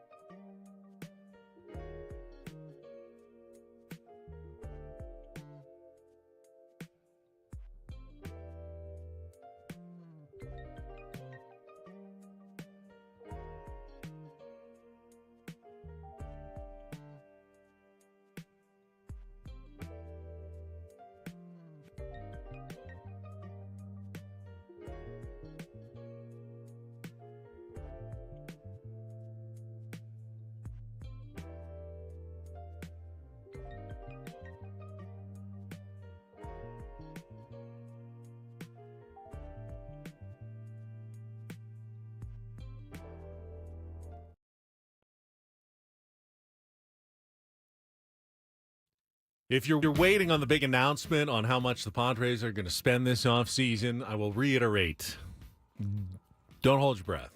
They still haven't told us last season how much they're going to spend. You have to wait and find out just based on what they actually do and the moves that they make in the offseason. So when I say we're going to talk about, the Padres payroll and budget, realize we're never going to get a final answer to this question. But somewhere in the, halls of Petco Park, there are discussions and there are decisions that will have to be made this offseason about how much they're willing to do and what they are willing to spend. And we're going to have some of those conversations here because, Woods, I think it dramatically changes the nature of the offseason depending on what the powers that be at Petco Park decide, particularly this offseason, in what they are willing to do and what they are able to do going forward. I agree. And, we can talk about some of the potential ways that they can get creative as well. I mean, there are ways to get creative with what's out there right now. All right, we will do that right after a check of traffic here with Kelly on 97.3 The Fan. From the 97.3 The Fan Traffic Center, here's Kelly Danick. Traffic is sponsored by Viejas Casino and Resort. Well, guys, the hits just keep coming on this westbound King Freeway. This crash westbound King Freeway at the 125, it's blocking the two left lanes, but it is having a huge impact now on both north and southbound 125. So big traffic alert in effect. The 125 transition to the King Freeway, westbound King at the 125 lanes blocked. So yeah, if you can work your way around that, maybe take an alternate route into work, definitely a good idea. Now, you're not out of the woods yet. Once you get past all that mess, westbound King, just before the 805, there's a collision involving a couple of vehicles. That's over to the right shoulder. Now, Cordell and Cordell traffic cam shows a collision in the North County, westbound 78 near College. Several vehicles involved. They're all in the center divide. The daily jackpots at Viejas Casino and Resort are on fire. Players have hit huge wins with bets as low as 50 cents. Check out their jackpot winning smiles on the Viejas Facebook page. You want to join them? Who knows? Next jackpot winner could be you. Viejas Casino and Resort. I'm Kelly Danick with Ben and Woods, San Diego's #1 sports station, 97.3 The Fan. So we started this discussion yesterday when we saw that tweet from JT Rogan about running into Blake Snell and Blake saying he'd love to pitch for the Padres, but A.J. Preller told him, don't know if the Peter Seidlerless ownership group is committed to significant future spending. And as I move forward, let's expand this discussion beyond Blake Snell. I would love to see Blake Snell come back, but he is just one of many options that the Padres can and should be considering this offseason. We have heard multiple times, Woods, that the Padres are looking to add pitching, and they are going to be exploring many different avenues, from Roki Sasaki to high-end options like Blake Snell. There are middle-of-the-road options. There are cheaper options on the market. There's a lot of different ways that the Padres could go, and it, I think, needs to be said that there are two different things that are true at the same time. Padres ownership deserves a lot of praise for the money that they've put into this organization, into this roster, and creating a team that we can be excited about and that has been competitive and has had a legitimate chance to win the World Series a couple of times in the last 3 years. It's also true that if they want to keep that going, they're going to have to continue to commit resources probably above and beyond what they're probably comfortable doing. It's just the reality, unfortunately, of baseball that when you've got a roster and you've got areas of need, you can't fill it with nothing. Every player requires money, and when you're already up against the luxury tax, your only choices are basically to take a big step back or to bite the bullet and go into territory that maybe the number counters, the number crunchers don't really want to see you go into. You know what I mean? I do, and it's funny because I had just Googled how much money can the Padres spend, and it's funny. March 4th, 2024, Ben and Woods. There's a YouTube clip that says, "Do the Padres have any money to spend?" And this is March 4th of this year, right? So this is kind of us figuring out back then. The answer is, Ben, there is no answer, but the answer is clear. Does that make sense? You have to. You have to find a way to, and I know that momentum in baseball does not carry over season to season necessarily, That being said, you're going to lose some guys. You're going to need to replace not only those guys, but their production. That's not going to be able to be done on the cheap. I feel like you got pretty lucky with the moves that you made last year. That momentum also is not guaranteed to carry over. There is no crystal ball that A.J. Preller can say, man, I literally hit on like 9 of 10 guys last year. That's going to happen again. There's nothing that says you will. Too many, factors pop up. Injury, whatever, payroll constraints. But I think when it comes to the fan base, the momentum is real. It's absolutely real. And may not go from player to player and season to season, but from the fan base, yeah, man, the momentum is absolutely real. People in this town salivate for Padres baseball. And you can't get that close last year feeling that, again, and we've seen maybe it's psychological warfare, maybe it's not, but you got Kike Hernandez, Dave Roberts, Alex Vesia recently, Freddie Freeman, Mookie Betts. Every single Dodgers, like, Padres were the best team we played. Padres were the best team we played. You took them on head-to-head in the regular season. You handled your business. You got to the playoffs. You hit the unluckiest, coldest streak you've hit all season long. You got to run it back. You got to figure out a way to run it back. If you're if you're Eric Krupner and you're Eric Katsenda, because one thing I can tell you about the Dodgers, they're gonna. And I know you can't be reactive and reactionary to everything they do because you can't keep up, man. You can't. It's like me trying to run with Usain Bolt. I can't do it. I'm going to run, but I'm going to continue to run and finish the race. But I cannot compete with that guy. But I can't take my foot off the gas, even a little bit. I got to continue to go for it. You're pot committed, man, to so many guys. Like, you made this decision years ago. You got to stay in the fight. You have to. I think with expectations heading into 2023 being as low as they were after the offseason last year, from everything, Peter passing away, trading Soto, slashing payroll, was dire. All of that, we all were on record, 81 and 81, right in that range. You exceeded those expectations. You took 2 steps forward, I think, from 23 to 24. You cannot take a step back. And a step back would be not continuing to add to payroll and stay as competitive as you possibly can when you were this close this year. Yeah. I think the injury to Joe Musgrove changed the equation a bit going into this offseason as well. You can't count on a single inning from one of your key and, more expensive starters next season. And there really is no easy way to replace him. Woods, you talked about getting creative, and A.J. Preller will always be creative, but let's say he's willing to trade Ethan Salas or Leodalis DeVries, which we don't know is true, but even if he was to pick up a guy like Garrett Crochet may be more affordable. He's not free, though. Garrett Crochet is still going to make a good chunk of change in arbitration this year. $3 million. Yeah, but you're already at the no, not $3 million. He's going to make 12. He's projected for only $3 million this year. 2.9, I think. Wow. That seems low. I relook at that number again. But whatever the Padres add is going to push them above the luxury tax. Spotrac got his estimate at 2.9. Yeah, 2.9 for this year. That's what I saw. And then, all right, well, that is very affordable. So that's here's the problem with if that ain't affordable, then we just shut it down. He's projected. He's ARB eligible for both 25 and 26. Projected to make 2.9 this coming season. The problem with Crochet is that when you get him, there's injury concerns, but it's 2024 in baseball, pitcher. Right? It's every single pitcher. He's going to want to be extended. And I was texting with some buddies about it, and they're like, yeah, what we don't want to see is the Josh Hader situation. Again, they managed his innings really well last year, but when you see him pitch and you go, I want a guy that strikes out 12.9 guys per 9.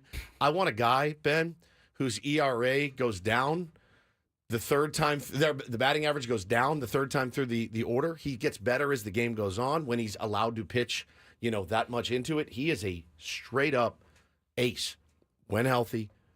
And all right, if you did that and extended him, even if you backloaded it, that's still going to count against this year's luxury tax. Correct. So you're going into the luxury tax. I think whether you want it or not. I think you're going to have to, man. I don't think they have a choice. I really don't. Yeah. To add any pitching whatsoever. Just to address the holes that are on the roster. Left field catcher, you need another bat, and at least another starting pitcher. There's no way you can do that without hitting that luxury tax number. The only path forward that I could see them staying under the luxury tax would be essentially making no moves, hoping that you're still in it, around the trade deadline, and then trying to add pieces for a stretch run. Yeah, that's a really risky way to go, to really underman your team for the first 3.5 months of the season, and then just cross your fingers that you don't have any more big injuries. You don't lose any members of the starting rotation.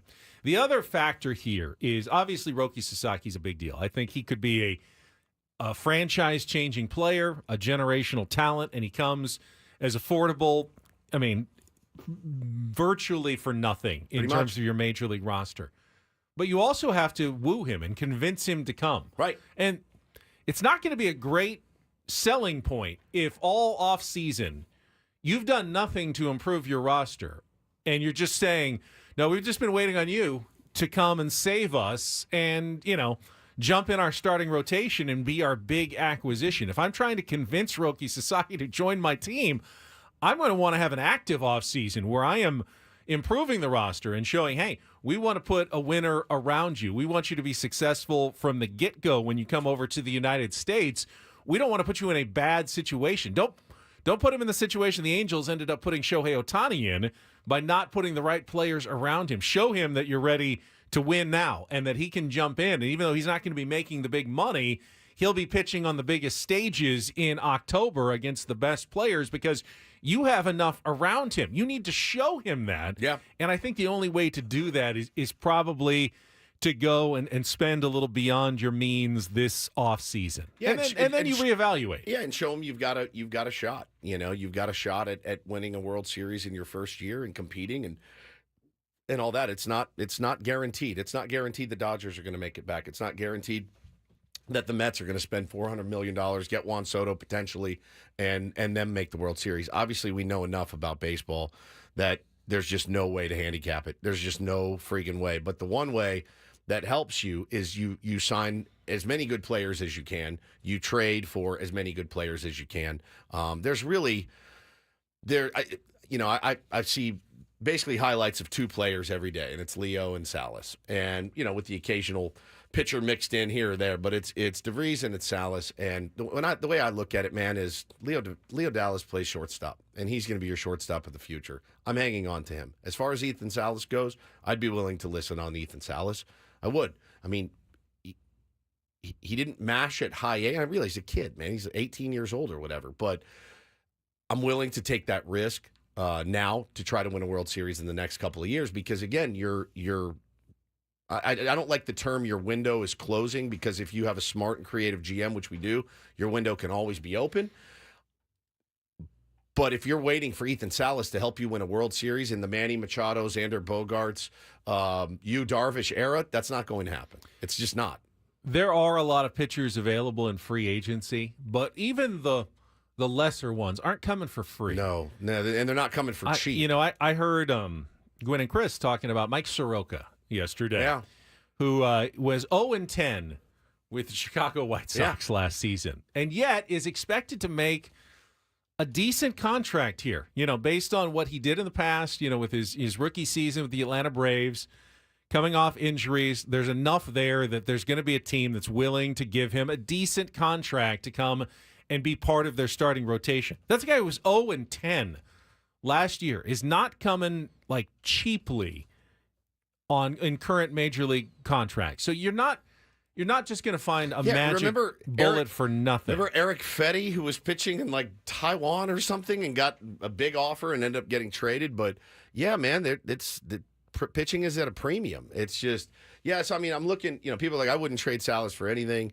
He hit 206 at high A last year. I mean, again, his catching I've seen him work. I know he's an elite catcher. I know that. But is he going to help you win a World Series in this current iteration of this team? Probably not. It's going to be, by the time he makes the big leagues and is contributing, our cornerstone guys are going to be. Then again, we wouldn't have said Jackson Merrill was going to contribute to a team that had a chance to win the World Series last year. Yeah, I mean, Jackson Merrill's 3 years older than this kid. You want to wait 3 more years? I don't know. I don't know. I mean, and that's going to be the one. you also have to have faith that A.J. Preller can find another Ethan Salas, because he's done it. He's done it before. So I have no connection to Ethan Salas other than the hype, and I've seen him catch and do drills, and it's really cool, and it's fun that he was playing, in high A at 18 years old.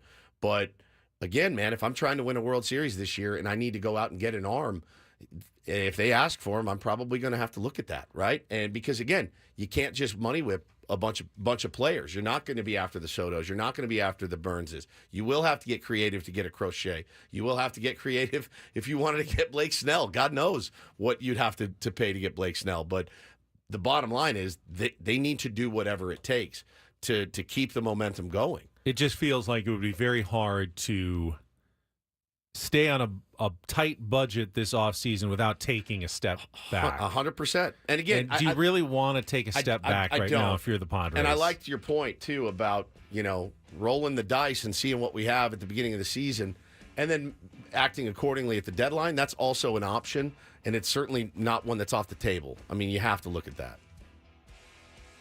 All right, we'll see what the Padres do decide on. And again, they won't tell us. Is Colonel Budget dead now? Did you kill Colonel Budget? He's not dead, but he's definitely willing to be a little more flexible than maybe in the past.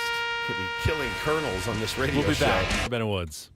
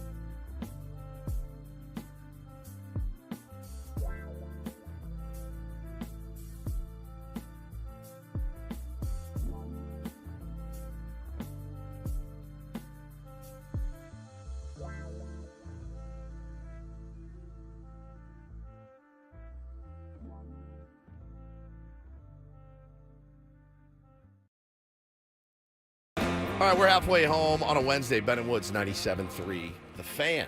Thanks so much for being here with us. Looks like another beautiful, beautiful day in America's finest city. So thankful every single day when I get to wake up here. Every day of my life. I never wake up here and think, God, I wish I was somewhere else. Never. I used to be that way. Everywhere I lived, I would want to be somewhere else. And I've landed in the place I want to be forever. It's just such a good feeling. I did hear it's supposed to rain later this week. No, that's all right. It's all right. We need some rain.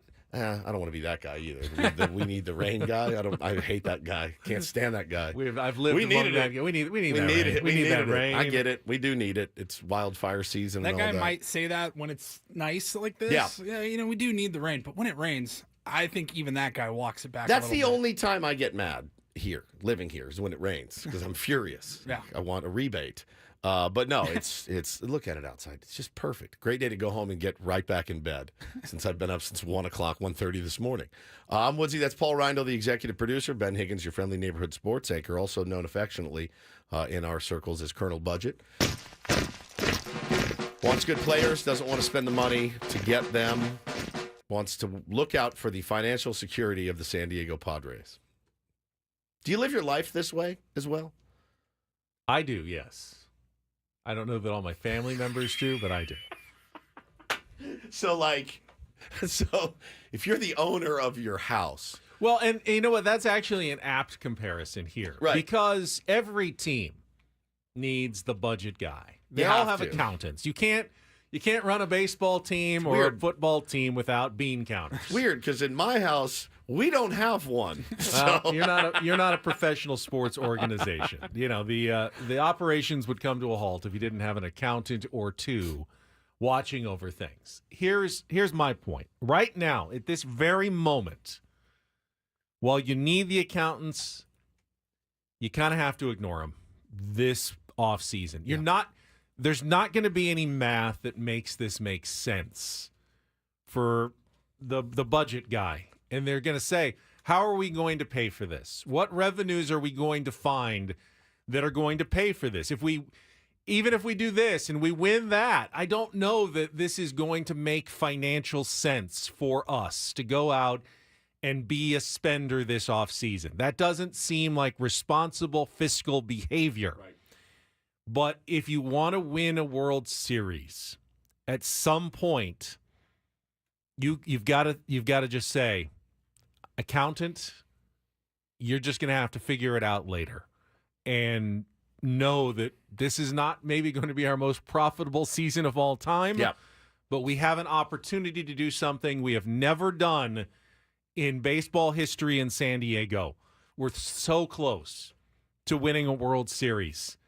And we may have to figure out financially how we make that work just so we can put the best possible chance product on the field in 2025 to win that World Series. Yeah, man, and it's different in this market. It's just different. And I've lived in a bunch of other markets. I've lived in Chicago. I've lived in the Dallas-Fort Worth. I've lived in some of the biggest sports markets there are in this country. And I'm telling you, this is a special thing that they've built here since I've been here, at least in 2010. You can't see this momentum die. You just can't. If you're the ownership, you like looking out at Petco Park on a Tuesday night against the Marlins and going, is that about 42,000 people in here on a Tuesday night against the Marlins of Miami? That's really what I'm seeing here? You can't let that die. You can't let the passion and the fervor for this team dissipate at all. And again, let's reiterate. You don't have to be stupid. There's a way to spend money and spend a little bit of extra money without being ridiculous. And again, I think, Texas Rangers are a pretty good example. Now, Texas Rangers, they weren't selling out in their World Series season. They didn't start selling out games probably till, midway through the season. They ended up winning a World Series. Then what happened? They lost their TV deal, and then they had to cut. They had to cut some money. They're looking to shed payroll. I think everyone in San Diego is more than fine paying the piper for a couple years, if need be, to get that flag. I don't think this is even possible or a discussion without the moves that AJ made last offseason. Correct. In cutting the budget and getting under the luxury tax. Had they still been over and going into a fifth straight year of penalties, they'd be in just a world of hurt right now. But because of the amazing creativity and, savvy moves that A.J. made last offseason, he's given them the opportunity, if they want, they can go out and be a little more aggressive this offseason. I think that is really the discussion that is probably the one that is being bandied back and forth between the accountant side and the winning side. And it's probably happening like today and yesterday. Like AJ told us last week on the Zoom, I'll get back from San Antonio to San Diego next week. I've got meetings with ownership. Like, we are going to try to establish some sort of at least parameters of a budget, and then we go from there. I mean, he said this week was the week to have those conversations. Well, listen, and I know we're going to talk about it tomorrow because tomorrow is the anniversary of Peter's passing. And the legacy that he wanted for San Diego was to bring a championship. And you got close last year. You really did.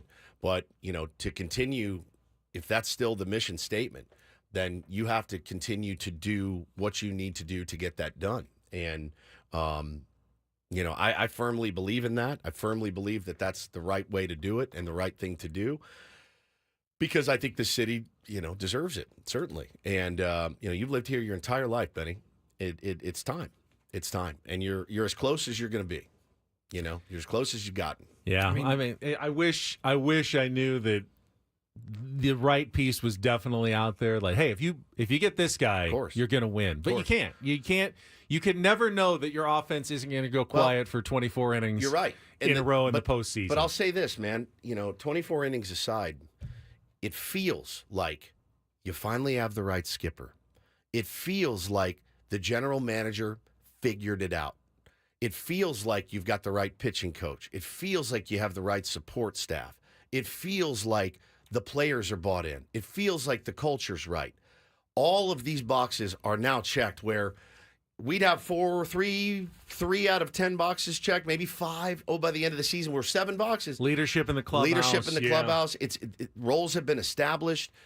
Guys are bought in. I think they're going to be hungrier than ever. They're going to be healthier than ever. Fernando's going to be healthy. Manny's going to be healthy. Xander's going to be healthy coming into the season. You're not trying to buy a lottery ticket. Correct. Here. Yeah, you're not on a hidden, treasure hunt here. Like you followed everything. It's taken a little while to get there, but you're finally like, all right, now we dig. We did all this. We traversed all these mountains. We got here. We are at the spot where X is. Get your shovels. It's time to dig this thing out. And that's truly how I feel. And again, as I think about all of the things that have just gone lock. You say what you want about the 24 innings. Victor Rodriguez is the right guy for this team, period. We saw an uptick in offense we hadn't seen. We saw a brand of baseball from him and Schulte that we had not seen. Could it be better? Yeah, 100%. Will they learn from their mistakes? I think they will. You got to give them a chance, though. You got to give them a chance to do it. And you're right there. You're right there. And again, we were at the break just talking about what if we had one more arm? What if we had Blake Snell last year? We're winning the World Series. I mean, I truly, firmly believe that. We are winning the World Series. If Joe didn't get hurt, we're winning the World Series. Like, it was right there. Don't let that feeling go away and start plugging AAA outfielders into left field and we'll figure it out with this guy. Look, injuries are going to happen. You're going to have to plug holes. Everybody does that. But, man, get these guys, get Schulte and Ruben and Victor, a few guys that can make a difference and make a difference when it counts. It is a great point you made, though. While we saw superstar talent over the last few years, we were never sure about the rest of it. The manager, 100%. The hitting coach, the pitching coach, the chemistry, the culture. We were. This is the first offseason ever that we're not like, who's going to be the hitting coach this time around? Like, yeah, you've any complaints about Victor? Done it. I don't think so. You've done it, man. Take advantage of all the correct decisions you've now made. Correct. You've made a lot of correct decisions. Take advantage of them. This is your opportunity to cash in for the big prize. Finally, you've set yourself up. And by the way, most, following sports my whole life, most championships are not just random surprises. It happens every once in a while that a team comes out of nowhere and wins a title. But for the most part, you see it building. You see the steps, you see the stumbles, but you see them getting closer to the brass ring, and then you see that team go in even more the next year, and then they finally get over the top. That's how championships are generally won in professional sports. It's not some magic, everything went right season. It was the slow steps of building and the pain of losing. Brick by brick. And then, overcoming that the next year and finally getting your title, and it's your turn to finally be there. And it does feel like it may be the Padres' turn to finally be there. No doubt. So don't let that get away. Chase it, man. As they always say, don't chase that high. You have to. You have to chase that. You absolutely have to chase it. I thought it was interesting a few minutes ago that you invoked Peter's name and all of this and his vision and his legacy, because I was thinking about that in our 7:30 segment when we were talking about, running it back, doubling down, staying committed to winning a World Series where you got so close this year. And I thought back to last week when the Padres announced Mike Shilt's contract extension. His quote that they chose for the press release was Mike Schilt saying, "I am honored to continue leading this team toward Peter Seidler's vision of bringing a World Series championship to San Diego." Yeah. Like, we've heard that from AJ, who's got photos of him and Peter in his office. He's said it numerous times throughout the year. Like, we are committed to following Peter's vision that he left us with. And, words are one thing. Now it's time for actions, I think. Yeah, it's like somebody just pointed me back to this article that our pal Letters to AJ wrote, and it's really, really good.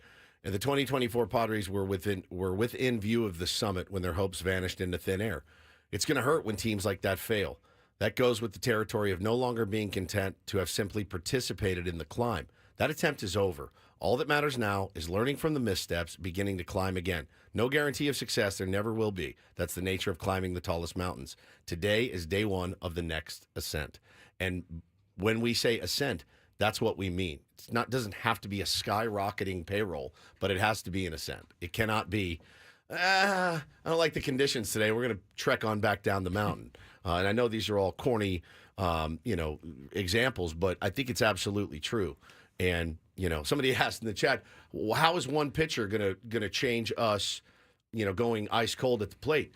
We ain't even in that game if we had another pitcher. If Dylan Cease didn't go on 3 days rest, if you had another arm that you could count on, a Blake Snell or a healthy Joe Musgrove, we're not even in Game 5. That's how good we were.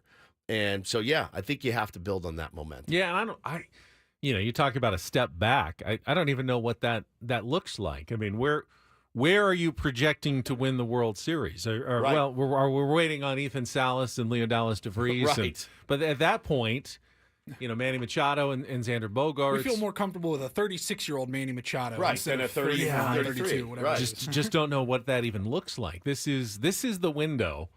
If you really want to have the most legitimate window you've ever seen for the Padres to win a World Series, you're in it right now. And it took a lot of work to force it open. A lot of work, a lot of investment from Peter Seidler, from AJ Preller, from everybody in that organization. You jammed that window open through force of will. Don't just let it slide closed over, money at this point. I know that's very un-Colonel Budget-like of me to say.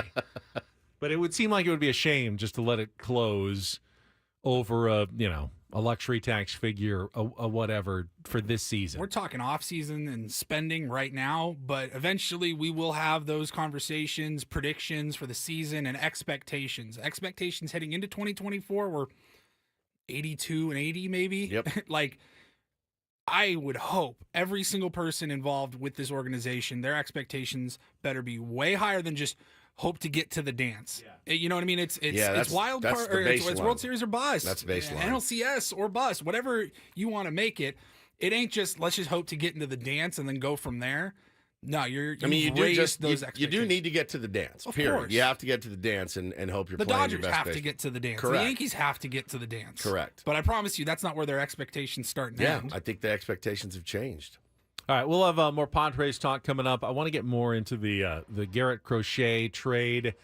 sweepstakes, which looks like it will be on this offseason, and whether the Padres are going to get part of that. I also want to talk a little college football, though, Woods. Didn't really get into it over the weekend. We had some new playoff rankings that came out yesterday. I thought you were going to talk about the USC suspensions and stuff. No? You ignore that one. All right. Makes sense. It's Ben and Woods back after traffic here on 97.3 The Fan.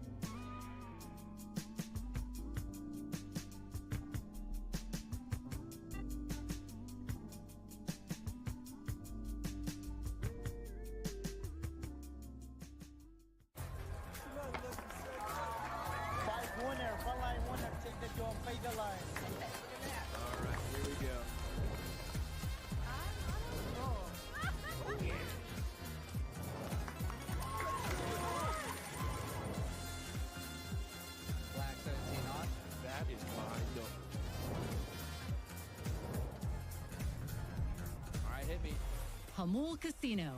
Fun above all else.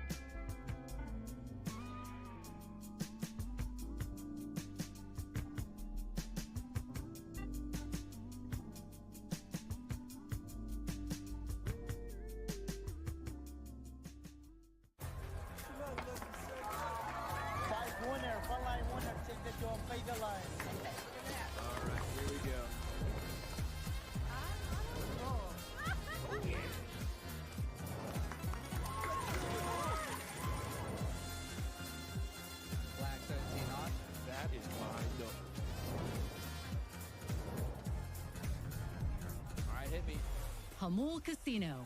Fun above all else.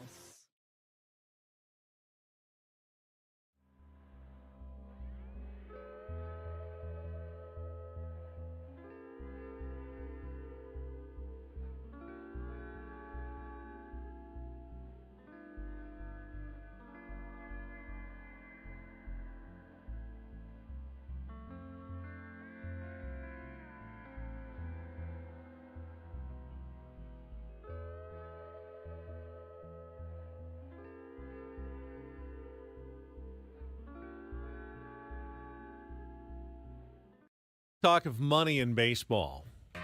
Want to move on to something else. Boobs. Money in college football. Oh, money in college football. All right. Did you hear Sean Lewis almost begging on Monday for like money from Aztec supporters for the Aztec Link NIL? Like, hey, if you want a good team, we need to be able to pay our players to keep them and attract new players. There's nothing more important in college football now, and college basketball. And pro baseball and pro football and every team sport. It's actually more important in college football and basketball and baseball than it is in basketball or football. And again, the reason why is the salary cap. You cannot dominate your opponents with money in pro football or basketball. But you can in baseball, and you absolutely can now in college football and college basketball. Yeah. It's not a good thing. I am in favor of the players making money. I am in favor of professional athletes getting their contracts. But I do think that every sport would be better off if you had salary floors and salary caps. Make them really high. I picture you in like 15 years quitting watching sports altogether. It's too much. That's too much. It's just too much. I mean, I'm kind of getting there with college football, honestly. Why? College football's been badass this year. For the top teams, sure. Yeah, I mean, if you only care about 15 to 16 teams, how many then great. teams? How many teams? I think the majority of America does. But by the way, here's the thing: go back a year and look who were the top 4 teams. It's like, oh, here we go again. It's Alabama, Georgia. Like, this is exciting. It's exciting this year, and the playoffs are going to make it even more exciting. I mean, did I think it was cool to see dominance like Alabama? Yes, as a fan of a team that had to play them, in a playoff game and got absolutely murdered, I still can respect what I saw on the field. Is it also badass to watch teams like Georgia lose? Yes. And Alabama lose? Yes. Yes. It feels even. And I know it's not even, which makes it even more even. We know they still spend money, right? We know that Bama and Georgia and all nothing's changed for them. They're still spending money and get great players. And they're getting beat. That's the right way. That's competition, I think. Well, then, but see, here's the problem. There's 15 Division I football teams. Somewhere around there. 120 Division I football teams. You've eliminated all but a dozen of them before the season even starts. I hate that. I hate that you have basically taken 80 to 90% of your teams and yes gone, and no. You aren't really competing the in this league. The expansion has helped, though, because a Florida State that, like last year, that goes undefeated and misses out on the top 4, the college football playoffs, that ain't happening this year. You go undefeated, you'll be in the college I like the football playoff expansion. What I don't like is your how beef? It's that the money has become too important in keeping a team together. San Diego State is not having a good season. They're 3-6. But even if they were, none of the players that are good will come back next year. They will simply go off to another school. How can you ever become a dedicated fan of a college football team that's not Alabama or USC or Oregon or, Georgia, knowing that you have no chance to keep any of your players the next year? If you get lucky one year and everything comes together, great. You're going to lose all your players the next year to a team that can pay them. I don't think that's good for the sport. Well, look what Kentucky. We were just talking earlier about what Kentucky did in basketball. They went out and they got 11 new guys and said, "Let's go," and they look like world beaters. Taking them from teams who would have loved to have had those players back. You don't think the Aztecs, as well we wish for Lamont Butler going forward and appreciate what he did. You don't think the Aztecs would be way better off if they still had Lamont Butler on their team this year? Of course they would be. I agree. Of course they would be. I agree. That being said, though, it does give it. It's certainly hard, and I would not want the gig. I'll say that right now. College football coach, college basketball coach, recruiting was hard enough when you had to go pound the pavement and sit in people's living rooms. And no, trust me. And by the way, Mr. and Mrs. Higgins, I'm not going anywhere. I'm going to be there forever, right? Don't worry about it. He's going to be under me. Oh, I just got an offer to go here. I'm out. Sorry. I mean, that stuff happens in college football all the time. But I look at the landscape of college football today and go, this is exciting as hell. I mean, there's good matchups every week. The realignment, everyone hated. It's been pretty good. The playoffs are going to be pretty awesome. I mean, there's parity now in college football. It's a weird thing to see. I don't know. I think the best story in college football this year is Indiana. It's great. It's a great story, and they'll have a shot. But they won't have a shot next year. Who cares about they next will take year? all their players away. Well, because they won't be able to pay them the way the big-time schools can. But here's what happens, I think. And, maybe this is always the case, but some kid watches them play and say, I want to be part of that. I want to play for that dude. I want to go play for him. Or I want to go play for that university or that fan base. That looks rowdy. Look what they've done. I think you're always going to be able to find players. But, yeah, I think such is life. The cream rises to the top, but the cream gets plucked away. The cream rises to the top, but what is the top? The schools that just have the most money? Or not necessarily, because the schools that have the most money aren't necessarily dominating the football world right now, or could even be the national champion. We just don't know yet. I know it's a different scene. I know it is. I'm not even really trying to take the other side here. It's one of those things where you feel like, I have this is the way it is. I have to lean into this because I'm going to continue to like college football. And conversely, it's been a good product on the field this year, don't you think? Yeah. It's been fun. The games have been good. I think you have more good matchups on a week-to-week basis. I credit the playoff format for that. I like the new playoff and the format. realignment. I just don't like how NIL has worked out. The intention was players should be able to, if they sign their in letter of intent and they go to a school and they're doing really well in that school and someone wants to pay them to endorse a car dealership, they should be allowed to do that. They should have always been allowed to do that. Right. But what really happens is the school now has to offer $100,000 just to get you in the door. That's not what this was ever supposed to be. That it was about who could offer the most money to come to the school. It was allowing the players to capitalize on their own success and their names, which that should have always been the case. Why do you hate capitalism? I don't. That's what capitalism is. I want you to come here and not leave, is what you're saying. I want you to, once you commit, you're in. Once you commit to the Aztecs or, any other team, the Irish or I mean, they shouldn't be indentured servants, but it also shouldn't just be every year is. All right. Do you think we'll start getting would you like it if in Major League Baseball, every year, everybody's a free agent at the end of the year? It'd be a nightmare. It'd be fun for us, though, but it could be a bit of a nightmare. It just would be a nightmare, though. Every year, Manny's a free agent. Tatis is a free agent. That's what college sports is right now. I get it. With unlimited transfers and teams with, schools with more money being able to offer. Essentially, every player is a free agent every year. And I'll bet you there are players. Are you not telling me that wouldn't ruin baseball? All right, what if you were a player? Player would be probably great. Would you love be great. Yeah, exactly.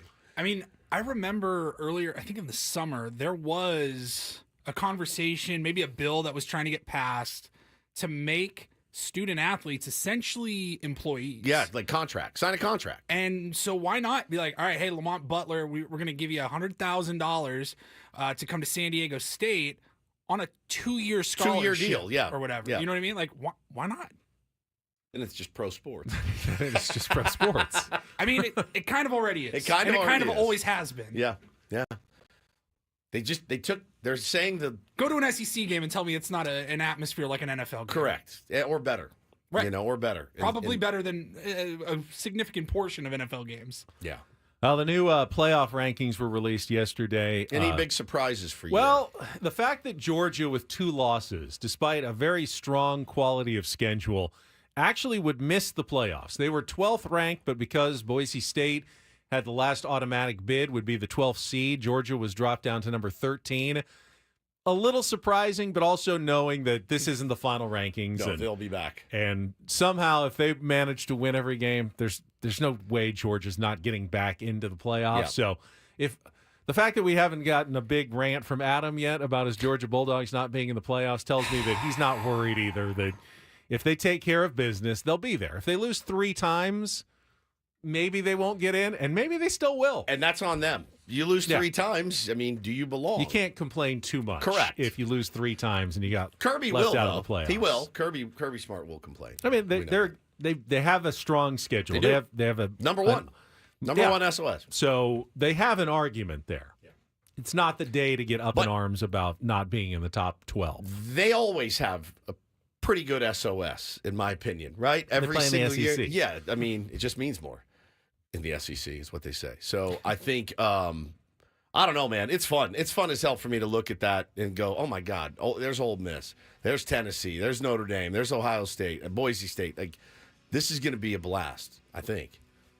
So far, so good. I'm excited about the playoff. Yeah, it's going to be great. On-campus games in the first round. Oh, God. It's going to be elite. Should be pretty good. All right, we'll come back. I want to talk about Garrett Crochet. Is he going to be a Padres target? What other teams are in on the Garrett Crochet trade talks? Is he the answer in the Padres pitching staff this offseason? That's coming up next year on 97.3 The Fan.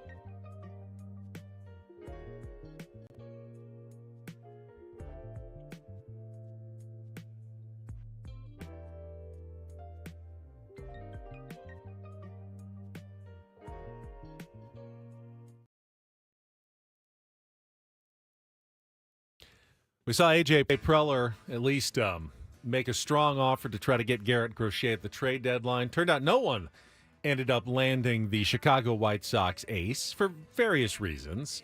Garrett Crochet being probably the biggest reason. About 99% of that. The fact that he needed a contract extension to be willing to pitch in the postseason. But he had a couple of requirements. If you're going to trade me, it's got to be to a team that's going to extend me. I'm not pitching out of the bullpen or anything like that. Like he had a couple of stipulations, which it kind of turned me off when he said it in the moment. At the time, I was soured by those comments. Well, we had Josh Hader here for a couple years, and you know how that worked out. But watching Crochet go out and continue to shove in the second half of the season, and then seeing like the season play out, we already knew the White Sox were bad. We didn't know exactly how bad they were going to be. When they finished the season as like the worst team in MLB history, I go, this guy pitched his ass off every fifth day. No, he shoved for the worst team in baseball. He just wants to be loved. He's in a spot where he can succeed. He's one of. I saw the game. I watched him pitch in person, and I thought to myself, "This is like one of the most legendary." Like he had some of the best stuff I have seen. Period. The end. Like he is filthy with a capital F, and they're going to be looking for allegedly, according to their GM, a position player to headline that type of deal. And I think it's something you absolutely have to make a call on and explore. So Buster Olney wrote this morning, ESPN Plus, some of the possible destinations for Garrett Crochet, who the White Sox are shopping in this offseason. I will tell you now, the Padres are on the list. But which teams make the most sense for the White Sox to do a deal? Talk about that right after a check of traffic here on 97.3 The Fan. From the 97.3 The Fan Traffic Center, here's Kelly Danick. Traffic is sponsored by Soapy Joe's Car Wash Online Stocking Stuffer. It's been a very busy ride this morning, guys, especially along the westbound King Freeway and the 125. Yeah, this accident has been cleared over the right shoulder, but north and south on 125 still at a crawl toward that westbound King Freeway. Also going to find on the northbound 805 before University, a collision over to the right shoulder. Traveling on westbound 78 before Sycamore, two left lanes are blocked with the crash. Soapy Joe's believes in the magic of the holiday season. Give the gift of clean and shine. Now buy 4 washes, get 2 free. This is an online exclusive stocking stuffer. Visit SoapyJoesCarWash.com for more details. Hurry, offer ends December 23rd. Happy holidays from Soapy Joe's. And Kelly Danick with Ben and Wood, San Diego's #1 sports station, 97.3 The Fan. So these aren't necessarily like rankings or odds, but Buster Olney does write, based on conversations with sources around the majors, these are the teams that could be a fit for a Crochet deal. And he starts with the Philadelphia Phillies, who he believes could have landed Garrett Crochet at the trade deadline if they were willing to include pitcher Andrew Painter, one of their top prospects, in the deal. They weren't willing to pull the trigger, but that's a team that needs to replace some starting pitching and is older. They could use a younger arm, like a 25-year-old Garrett Crochet. Could be a bridge to the future for that team and, join their rotation for the next couple of seasons. Second team on his list, San Diego Padres. It feels like the most A.J. Preller possible move out there. The premier trade target. Somehow A.J. finds a way to pull off those deals time and time again. Even Buster acknowledges, though, there's almost no way that the Padres pull off this deal without including Ethan Salas and... Oh, the and is what gets me. And slash or. Oh, and/or is fine. And slash or. Leo Dallas DeVries. Yeah. Now, it's not going to be a 1-for-1. If it's not and, then it's and a lot of your other prospects who, the Chicago White Sox have identified, pitchers. They may be reluctant to trade with us again. It's possible, but it's certainly not out of the realm of possibility. Even around baseball, the Padres, again, White Sox. The Padres are, acknowledged as a team that could be in on Garrett Crochet. Financially, he fits. We talked about, though, would you extend him immediately? Is that going to be a requirement of any team that picks up Garrett Crochet to give him a long-term extension here at age 25? Yeah, and the track record over the last couple of years with a couple of guys in similar situations, in Seth Lugo, converted reliever, and with Michael King, converted reliever, both have gone on to really, really nice careers under the watchful eye of the great Ruben Niebla, who is coming back, and I would expect more of the same. The Padres have managed their pitchers pretty well in recent years. So, look, he's going to be cheaper than Snell through 149 innings or something, 141 innings last year. And again, if he feels like this is going to be his team for the next 5 or 6 years, I think the sky's the limit for that kid, man. And, Ethan Salas could be a really good Major League Baseball player in the year 2027 or 8. He lists the Yankees next, almost perfunctory because they're the Yankees, but doesn't believe that they've got the prospects necessarily to match up with what the White Sox are looking for. Dodgers, shocker, are mentioned as a possibility for Garrett Crochet. I see that as a really good fit for them. The Atlanta Braves are on this list. Max Fried and Charlie Morton are free agents, so the Braves are probably looking almost certainly for pitching, and this would be a possibility to rebolster their starting rotation. He's got the Red Sox and Mets in there as well. And then there's the team that I think it makes absolutely the most sense for. There's the Baltimore Orioles. As loaded as any team with minor league talent. And for some reason, they don't seem to share A.J. Preller's worldview. No, they don't. That not all of those minor leaguers, even if they are all as good as you hope they are, they're not all going to make your big league roster. You have to trade some of them. What better resource? You got to replace a free agent in Corbin Burns. You've got a team that your window is open now with young superstars. You need pitching. Seems like it would be a no-brainer for the Baltimore Orioles to use some of that prospect capital and acquire Garrett Crochet, a 25-year-old who'd probably fit right in with the rest of those younger guys that are all coming together and make him part of your nucleus going forward. But they're the Baltimore Orioles, and they have yet to really show that full commitment to going all in to win a championship, unlike some of these other teams on the list. I would be so livid, man. I mean, they literally have log jams at positions, log jams, and I would be livid at their. If we were Baltimore sports radio this morning, and you're looking, the Yankees just made the World Series, Red Sox are apparently in on Juan Soto, and you're sitting here going, "What do we have 4 elite prospects at second base for? What are we doing?" Like, what is it? What is holding you back? I mean, I understand. I'm not that big of a prospect hugger. If I see one I like, I tend to hug him a little bit, and I think Leo is going to be the absolute truth for the San Diego Padres. But you're much higher on DeVries than Salas. Much higher. Just personally. Much. Yeah, much. And just based on what I've seen and things I've heard too. Like, I think he is going to be the truth at shortstop. I really do. And your long-term solution. So the way he carries himself, the way he pounds the baseball is unreal at his very, very young age. So I look at that and I would be screaming from the rooftops if I was in Baltimore. Like, there are players out there, impact players ready to be had for Kirsten Hierstad or whatever. Like, just pull the trigger. I mean, at dude. some point you're going to have a 40-man roster crunch. Rule 5 is going to impact some of these guys. You have to do something with these prospects, and Garrett Crochet seems like he'd be a great answer. Ultimately, going back to the Ethan Salas discussion, I see in our chat, Merrill way better, had better numbers in the minors than Salas is. Tony, Salas doesn't have the numbers. He doesn't compare. He's not a catcher, though. The catching position is one that you see teams with solid catchers, like franchise catchers, almost always succeed. When you have a Buster Posey, when you have a Yadier Molina, a guy who can be, you don't have to be the best offensive player in the world. If you're a good offensive player and a great catcher, you are one of the most valuable commodities in Will baseball. Smith is neither, and he just won a World Series hitting about $113 in the postseason. So I was going to say, and they paid him a fortune. Whenever you see people outside of the Padres fan base talking about Ethan Salas, it's more often about his defense than his bat. Yeah. What if we have robot umpires by the time he gets up to the major league? Doesn't that diminish the importance you place on defense a little bit? I mean, I think a lot of teams. I mean, look, there's defense is still very much prioritized, as Austin Hedges just got another deal for $4 million to hit 110. With one home run. I mean, it's crazy. So it's still prioritized. Certainly. I mean, I hope Ethan Salas is a much better offensive player than Austin Hedges. But he doesn't have to be. We have no idea yet. He doesn't have to be Aaron Judge to be a really valuable player in Major League Baseball. He does not.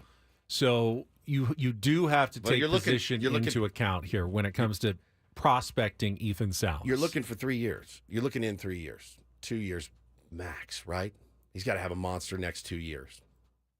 He's on the right track, having a really good Arizona Fall League right now. Yeah. You know, just like Mortarella did last year. Pretty good competition. The other one that we traded to the Marlins that I can't remember his name. Marcy. Marcy tore it up. Gets over there, doesn't hit. I mean, look, they're prospects for a reason, and yeah, some of them are going to hit certainly. But when you're in this mode of trying to win a World Series right now, Ethan Salas playing at high A doesn't do anything for you. He just doesn't. I may not live to see 52. You know? I'd like to see it now. But you got to save something. And Leo is the guy that's the one I've earmarked. I don't disagree with you. You know, Leo seems like he has a better chance of being a superstar sooner than, well, he's younger than Ethan Salas. Yep. But he does seem like he's got the tools to be a superstar type player, and I would be very hesitant to give up on that. Salas has the tools to be someone you can build a great team around. Sure. Like, you know, he's that last piece where... Yeah, let the White Sox figure it out. I can see DeVries in a Padres uniform in 26. No doubt. You couldn't see Salas there in 26? Or he'd have to have an insane 2025. I mean, Merrill didn't have an insane 2023. He had a really good minor league season, but it wasn't like, oh my God, you know, there's no chance that he's not going to be on the team. We were all surprised he made the team in 2024. But again, I mean, when every person we talked about Jackson Merrill was like, intangibles through the roof. Hey, they do with Ethan Salas. Really? Leo. Intangibles. 100%. Leo has tangibles. He's got both. He's got all the tangibles. He's got all of it. I feel like Ethan has more of the intangibles. No. I mean, maybe.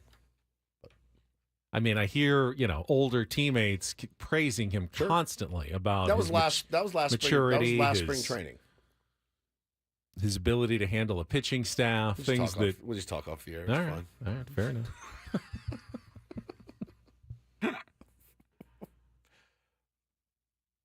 Tony says, just admit it, swagger. Yeah, he's got swagger. You have to be a big league shortstop. You need it in spades. Oh, no doubt. And he's got it. No doubt. I'm not arguing there with you on Leo DeVries. Yeah. I'm just surprised you're as skeptical as you are on Ethan Salas. Look, if he gets me Garrett Crochet, I would trade you tomorrow. Like, I wouldn't even think twice about it. You get me Garrett Crochet for 2 years, it's done. See you later. Pack your bags. You're going to the South Side. Okay? All right, we've got 1 hour to go. Paulie's got some good stories for us in the Rondell Report. Care to elaborate for us here, Paulie? Got a Netflix event happening this week. I saw some people talking about it in our chat this morning. I think it's probably time for us to at least discuss it. Also, sexiest man alive. What the hell is going on? What is happening? And if you love snakes, we're going to give away some Reptile Expo tickets, all coming up here on 97.3 The Fan.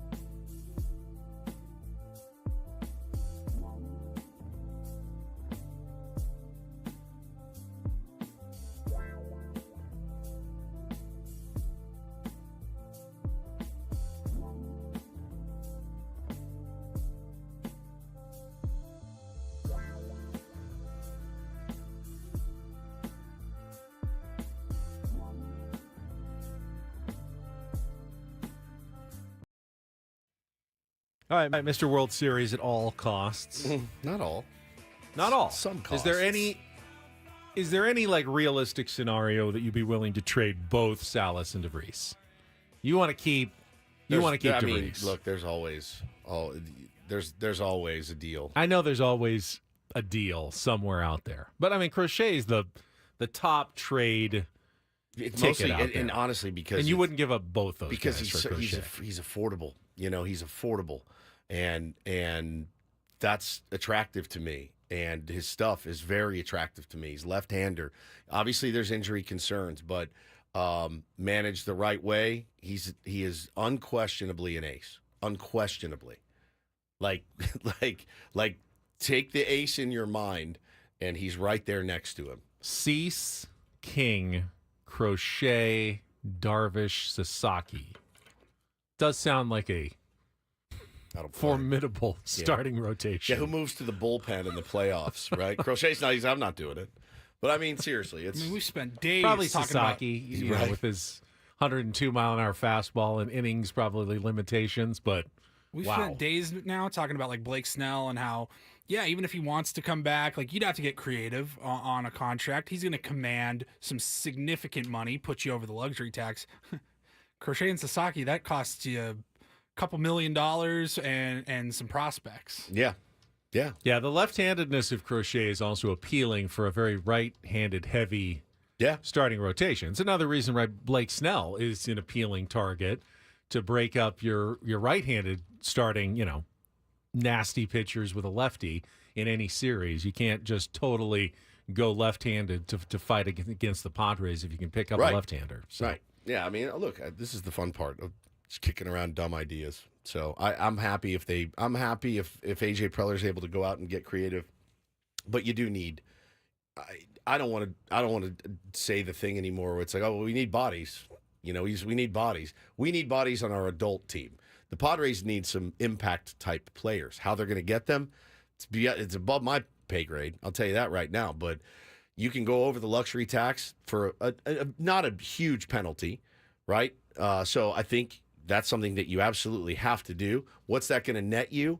I don't know, but it needs to be somebody in the rotation, and you need another bat.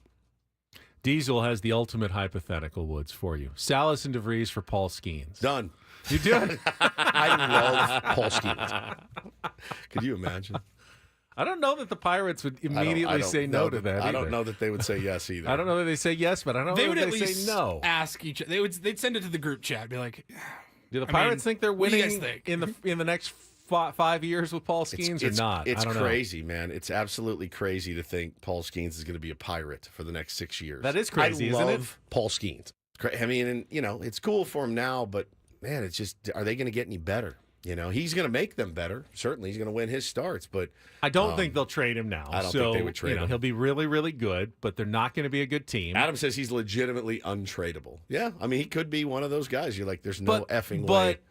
All right, do you really feel like he's going to play out his entire 6 years of control with the Pittsburgh Pirates? Or ultimately, as they get closer to free agency and they know we're not winning, we can't afford him, they're going to trade him at some point. Yeah. They're going to trade him at some point. Yeah. It won't be now, but it'll be eventually. Yeah.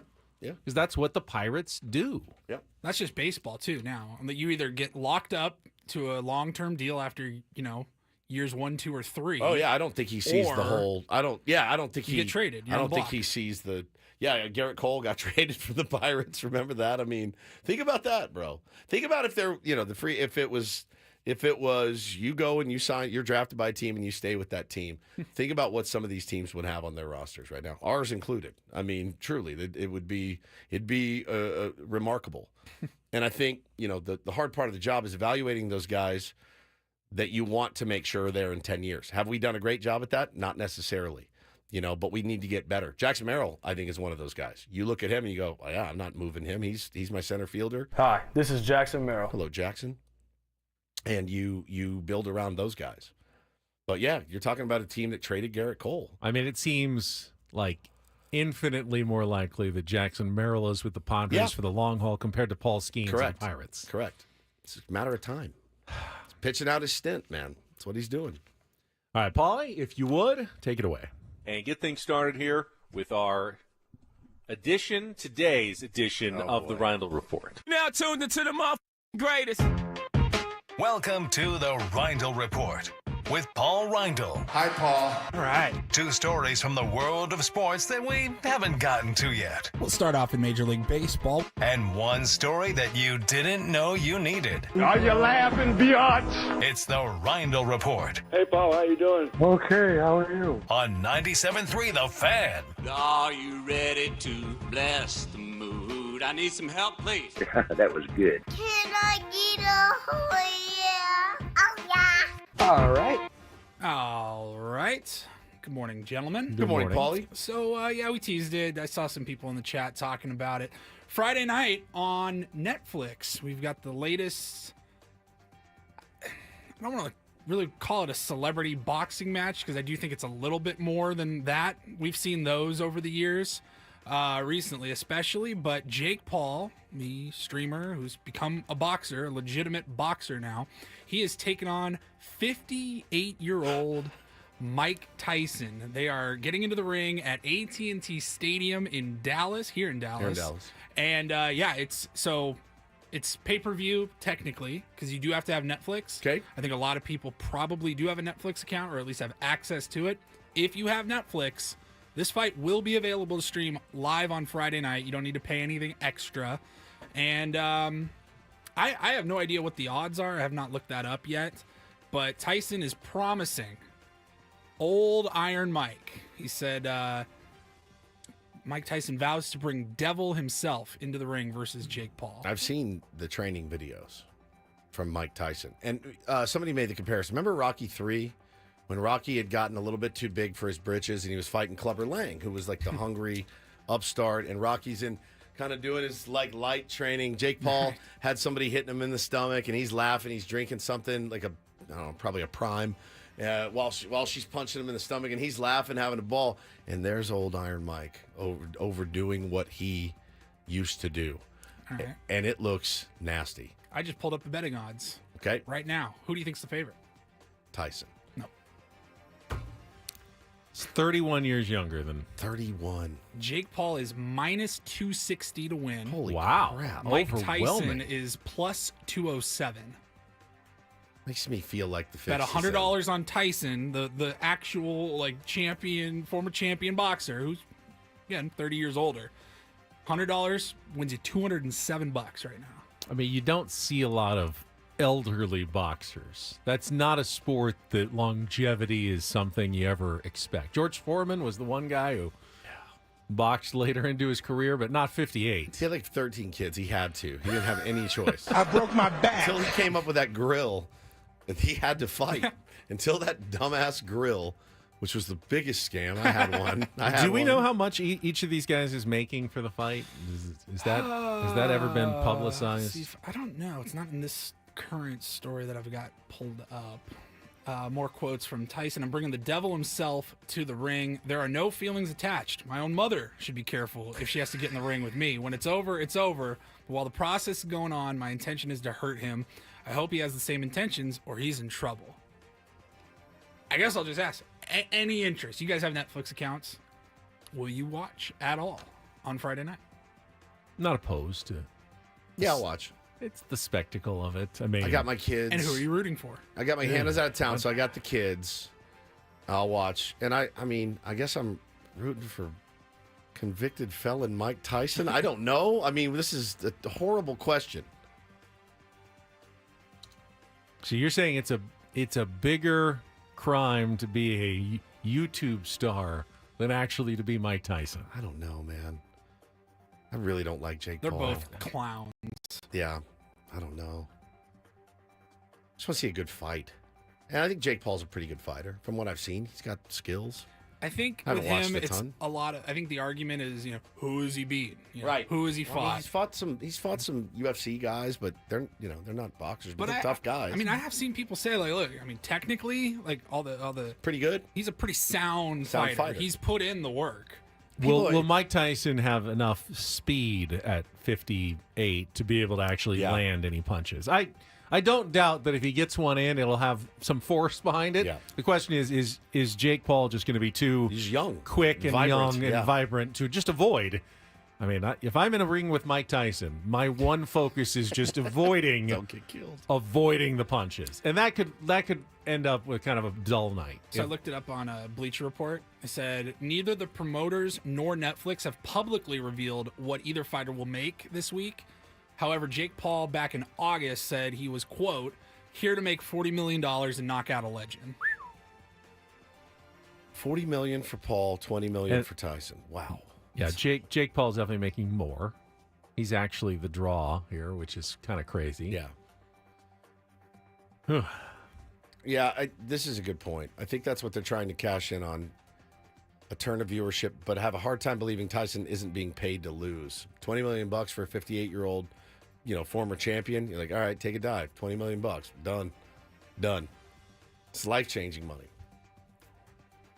What if Tyson wins and then has to skip town really quickly? Some blueberry pancakes? Pot belly? Let's go back and get his watch. Yeah. Before he leaves. Where did he hide that watch? Your father. That's your birthright. And I'll be damned. I don't know. Yeah, I'll watch. I got the kids. What time? Here's the thing. What time do the undercards and stuff start? Like 7? Let's see. I'll be asleep. So, yeah, I'm definitely not watching any undercards. Well, I mean, I guess one of the undercard matches are the two best female fighters, and it's supposed to be an amazing undercard. No. Main event ring walks approximately 7 p.m. Okay, I can do that. Yeah. Maybe I'll let the kids watch. There you go. Yeah. All right, that's Mom's it. out of town. That's it for the sports here today. Up next, it's holiday season, and everybody is marketing their toys for Christmas shopping and all of that. And, one of the biggest brands out there, Mattel, in a little bit of trouble. One of the biggest movies and toy sets out there this year is Wicked, the new movie coming out with Ariana Grande starring as Glinda. I've seen the stage show. Hannah's going to see it in New York. Wicked? Yep. There you go.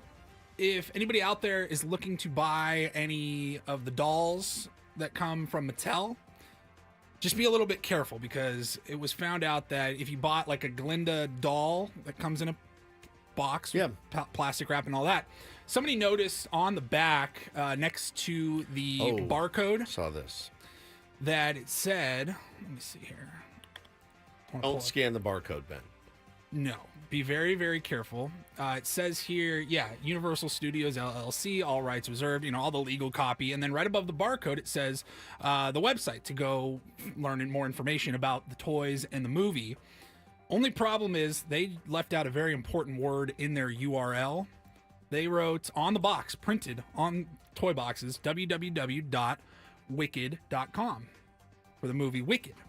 Makes sense. Problem is, that is not the website that'll take you to the movie for. Put it in your work computer. They're not going to put it in my work Just computer. do it. No. Just so you see, research. Unfortunately, they forgot to put www.wickedmovie.com. Wicked.com is something very different, and be very careful if you don't know what that means. Be aware of your surroundings, I guess, when you check. It's like if you had a toy that was a piece of corn and you put corn tub on the back, right? So that's the vein that they're going in. It's an adult film website. That's an interesting phrase. Yeah. It's a good movie still, but just not the movie you were expecting to see, as Johnny said. Yes. Still very entertaining. Have you seen this movie? No. Probably. I mean, people were rightly so pretty upset. I've never gotten a toy and thought, I need to look at the URL on the bottom. You're not a kid in 2024. The other day, Bo was like, scan that code on some commercial. I'm like, I'm not scanning that code. Somebody said, getting locked into something. I was so excited after I bought this toy from Mattel, went to wicked.com to see more products, and I was not met with the Wicked movie. As Tyler says, you can probably still find a loving story about two close female friends on that site. It's the same thing. It's just different. I would say that that's fairly accurate. Yeah. All right, and then finally, a bit of a controversy. We were discussing this at like 5:30 this morning. People magazine, right around this time of year, they always come out with their sexiest man of the year magazine issue, and like last year was Patrick Dempsey. I remember we photoshopped Ben's face onto that because he was completely robbed and snubbed of that. Yeah. But this year, I thought a very controversial choice, John Krasinski. I think it's the least controversial choice. I think it's a very safe choice, but I think it's controversial because I don't see anybody. I don't really picture him in that way. Do you, Ben? No, he's more of he's like a guy next door. Yeah. More like Ben. The guy in the cubicle next door. Yeah. Literally. Yeah, like it's Jim to me, but he's not unattractive by any stretch. No, he's not hideous. No. But are you telling me he's the sexiest man alive? There's a lot of men alive. I mean, Giancarlo Stanton exists. You can put him right on the cover. He's, in my opinion, the sexiest man alive, I think. Sexier than Fernando Tatis Jr. Oh, it's tough. Different kind of sexy. But both very sexy. It's Fernando Tatis Jr. Both very, very sexy. But people say that funny is sexy. Is John Krasinski funny? I would think that that's his career, is being funny. Starred in a lot of comedic roles. It's a dry sort of humor. I'm thinking of like... It's a dry pick. All right, I'm just thinking of like Tyler actors, Wade. Hollywood. Beautiful, yeah. I mean, Glenn Powell was in pretty much every movie that was made in 2024. Yeah. He's a good-looking guy. We were looking at some of the names of the winners in the past. Like, Ryan Gosling's never won. What? That seems ridiculous. He's a handsome SOB. Good actor, too. Is it unfair that so many older gentlemen now are being named sexiest man? Is it unfair to the younger guys out there who would like to be the sexiest man, just aren't old enough to be the sexiest man? Yeah, I think, the older we get, guys like me and I mean, you, the average of the last 4 sexiest men in the world is right on 50. Hope for us yet. 50. We're not even there yet. I feel like I'm sexier now than I used to be. Don't you? Oh, I'm definitely sexier. Yeah, you definitely are. That's 100%. For sure. No doubt about that. So, all right. I have to source their thoughts on all of this. Who's Mrs. Reindl? Oh, yeah. She goes, there was a lot of rumors, a lot of conversations in the last few months about people thinking that actors have been paying to become sexiest man for People magazine as a way to kind of reinvigorate their career. They had to buy plates at a luncheon. And like Patrick Dempsey, for example, last year he hadn't done anything in years, and just out of nowhere was the sexiest man. Like, look at me, I bought 4 plates. I'm in. Right. Yeah, Tyler, good point. Surprised it wasn't Travis Kelce. Correct, 100%. Yeah. I'm with you. Wasn't his brother last year was one of the finalists? He was a finalist. Yeah. Benny Blanco was nominated, and you know who Benny Blanco is? He's a music producer. He was also in Dave. He's dating Selena Gomez.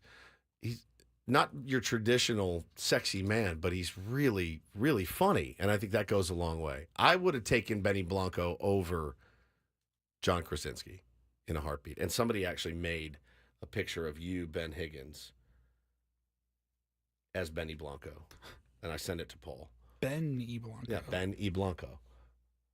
Yeah, let's get some hair to him. Yeah, it does. Thank you, Paul. That's Adam. That's old Adam. Yeah, that's old Adam right there. Yeah. So if we can buy this, let's buy it next year. The sexiest man alive. Threeness alive. Just the 3 of us. Fine. Yeah, they never do athletes. It's always actors. No musicians either. It's always an actor. Idris Elba is a good. It's People magazine. He should win it. He should win it wheelhouse. every year. Idris Elba. I think when I was looking at the past covers, Blake Shelton was on that list fairly recently. So, oh, that's right. Don't say he's on TV. Actors. Yeah, I guess. He's the least sexy human being on the planet. Yeah, last year Patrick Dempsey. Before that, Chris Evans. Paul Rudd in 2021, Michael B. Jordan in 2020, John Legend, kind of an actor, but definitely more of a musician. Idris Elba, Blake Shelton. Blake Shelton. Dwayne "The Rock" Johnson. They should have scouts going out everywhere. Like, hey, you know what? We found this guy in Fresno, Garrett Smith. He's 27, and we've decided he's the sexiest man alive. JH619. Blake Snell. Blake Snell over Blake Shelton. I'll tell you that right now. See, like, okay, 10 years ago, David Beckham, Chris Hemsworth, David Beckham, Channing Tatum, Bradley Cooper. Like, those are all names you're like, I get it. And John Krasinski, I'm like, really? I feel like most of these people have abs, which is definitely Yeah, Ryan Reynolds, stumbling Hugh block. Jackman, Matt Damon, George Clooney. George Clooney, he could get it. He could absolutely still win it today. Skip Schumacher, 100%. Sex on a Stick. Sex on a Stick, according to all the moms at Travel Ball. What a nickname. Can you imagine somebody say, Ben Higgins, Sex on a Stick. Fantastic. Sexiest man alive. I Need Money says John Legend looks like a baby and a grandpa mixed.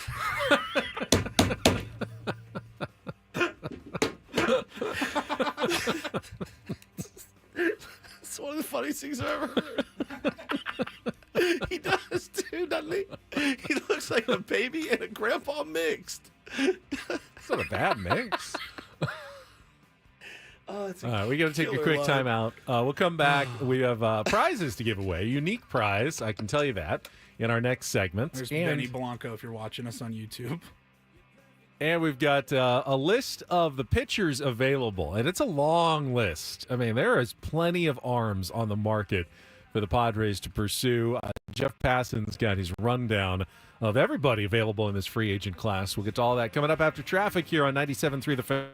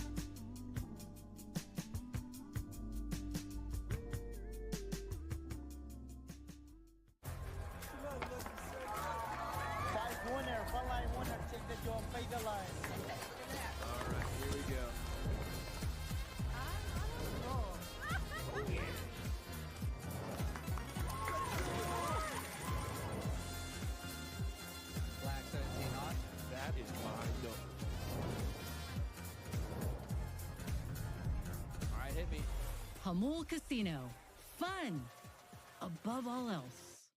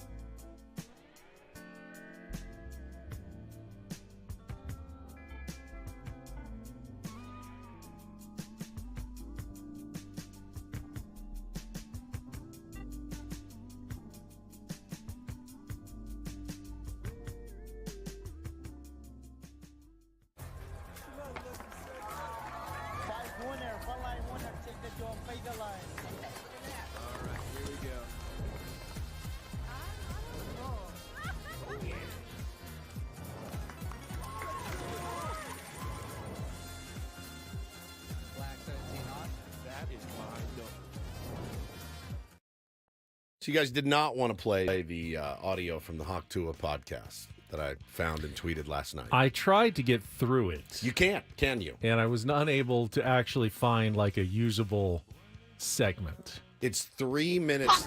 It's 3 minutes long, and I would never go listen to it. But do you realize it's the number 2 podcast on the planet? Okay? That what I was trying to listen to is number 2 on the planet. Correct. Behind Joe Rogan.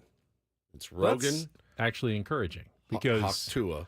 It's called Talk Tua. Who are the other people other than Haley Welch? It's an objectively good name for the podcast. It's the only good part of it. Talk Tua is brilliant. I don't care who's you are. with her. There was a guy. And then there was another girl who was off on the side. The girl, I guess, is her co-host. She's on it every week. Okay. But their special guest this week was her Pookie. The guy that the Pookie that she talked about in the video. I love you, Pookie. I miss you. And they did the big reveal.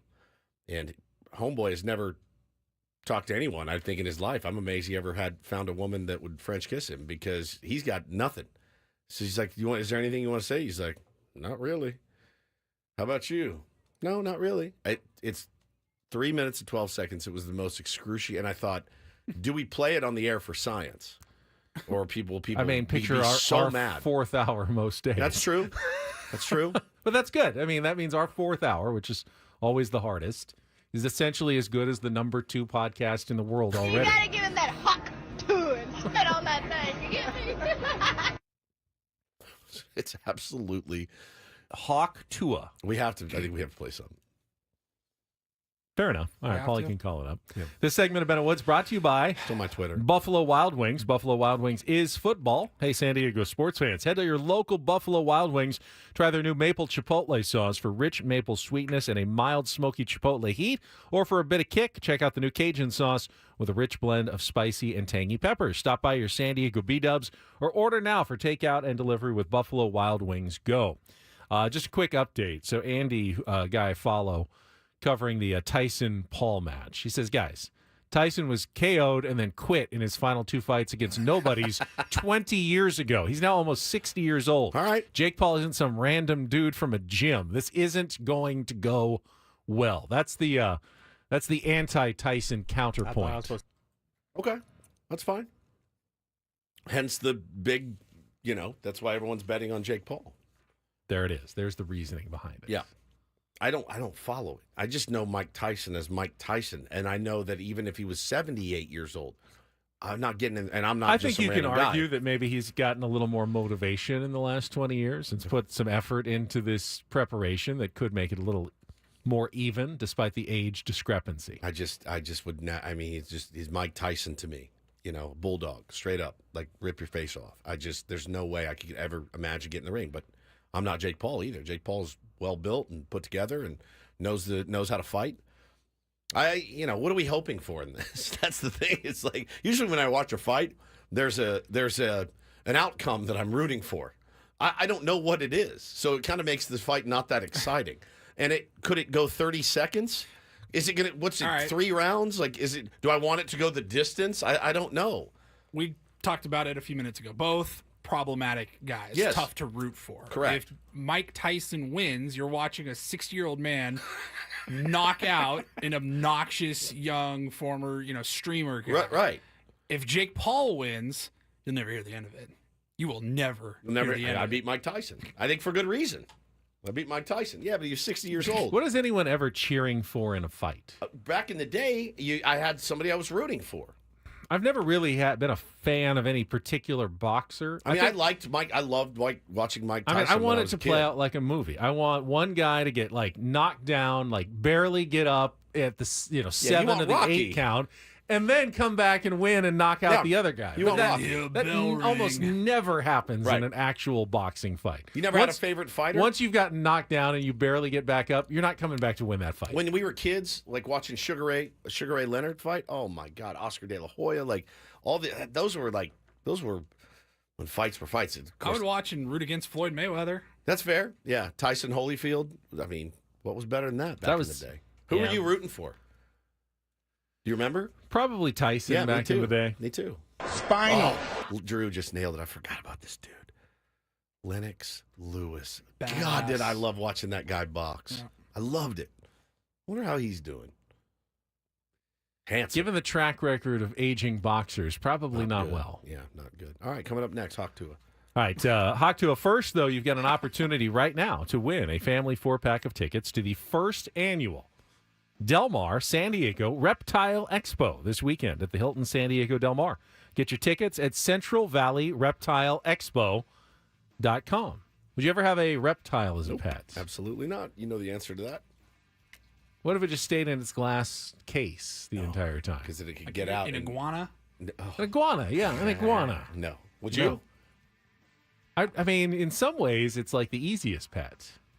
Fish is easiest. Well, that's essentially a reptile that swims. A fish that walks is a reptile. But I don't have to feed it like flies and stuff. You know, that's probably a little reptile food. You can. I don't want to feed anything mice. Really? Well, if this is for you, 833-288-0973. For you guys. 833-288-0973. Head on down to the Reptile Expo this weekend at the Hilton San Diego Del Mar. What a sell job. Sorry. Phone lines are lighting up. People want to see snakes eat mice, apparently. They do. And we'll come back with an excerpt of Talk Tua and some MLB free agent pitchers next year on 97.3 The Fan.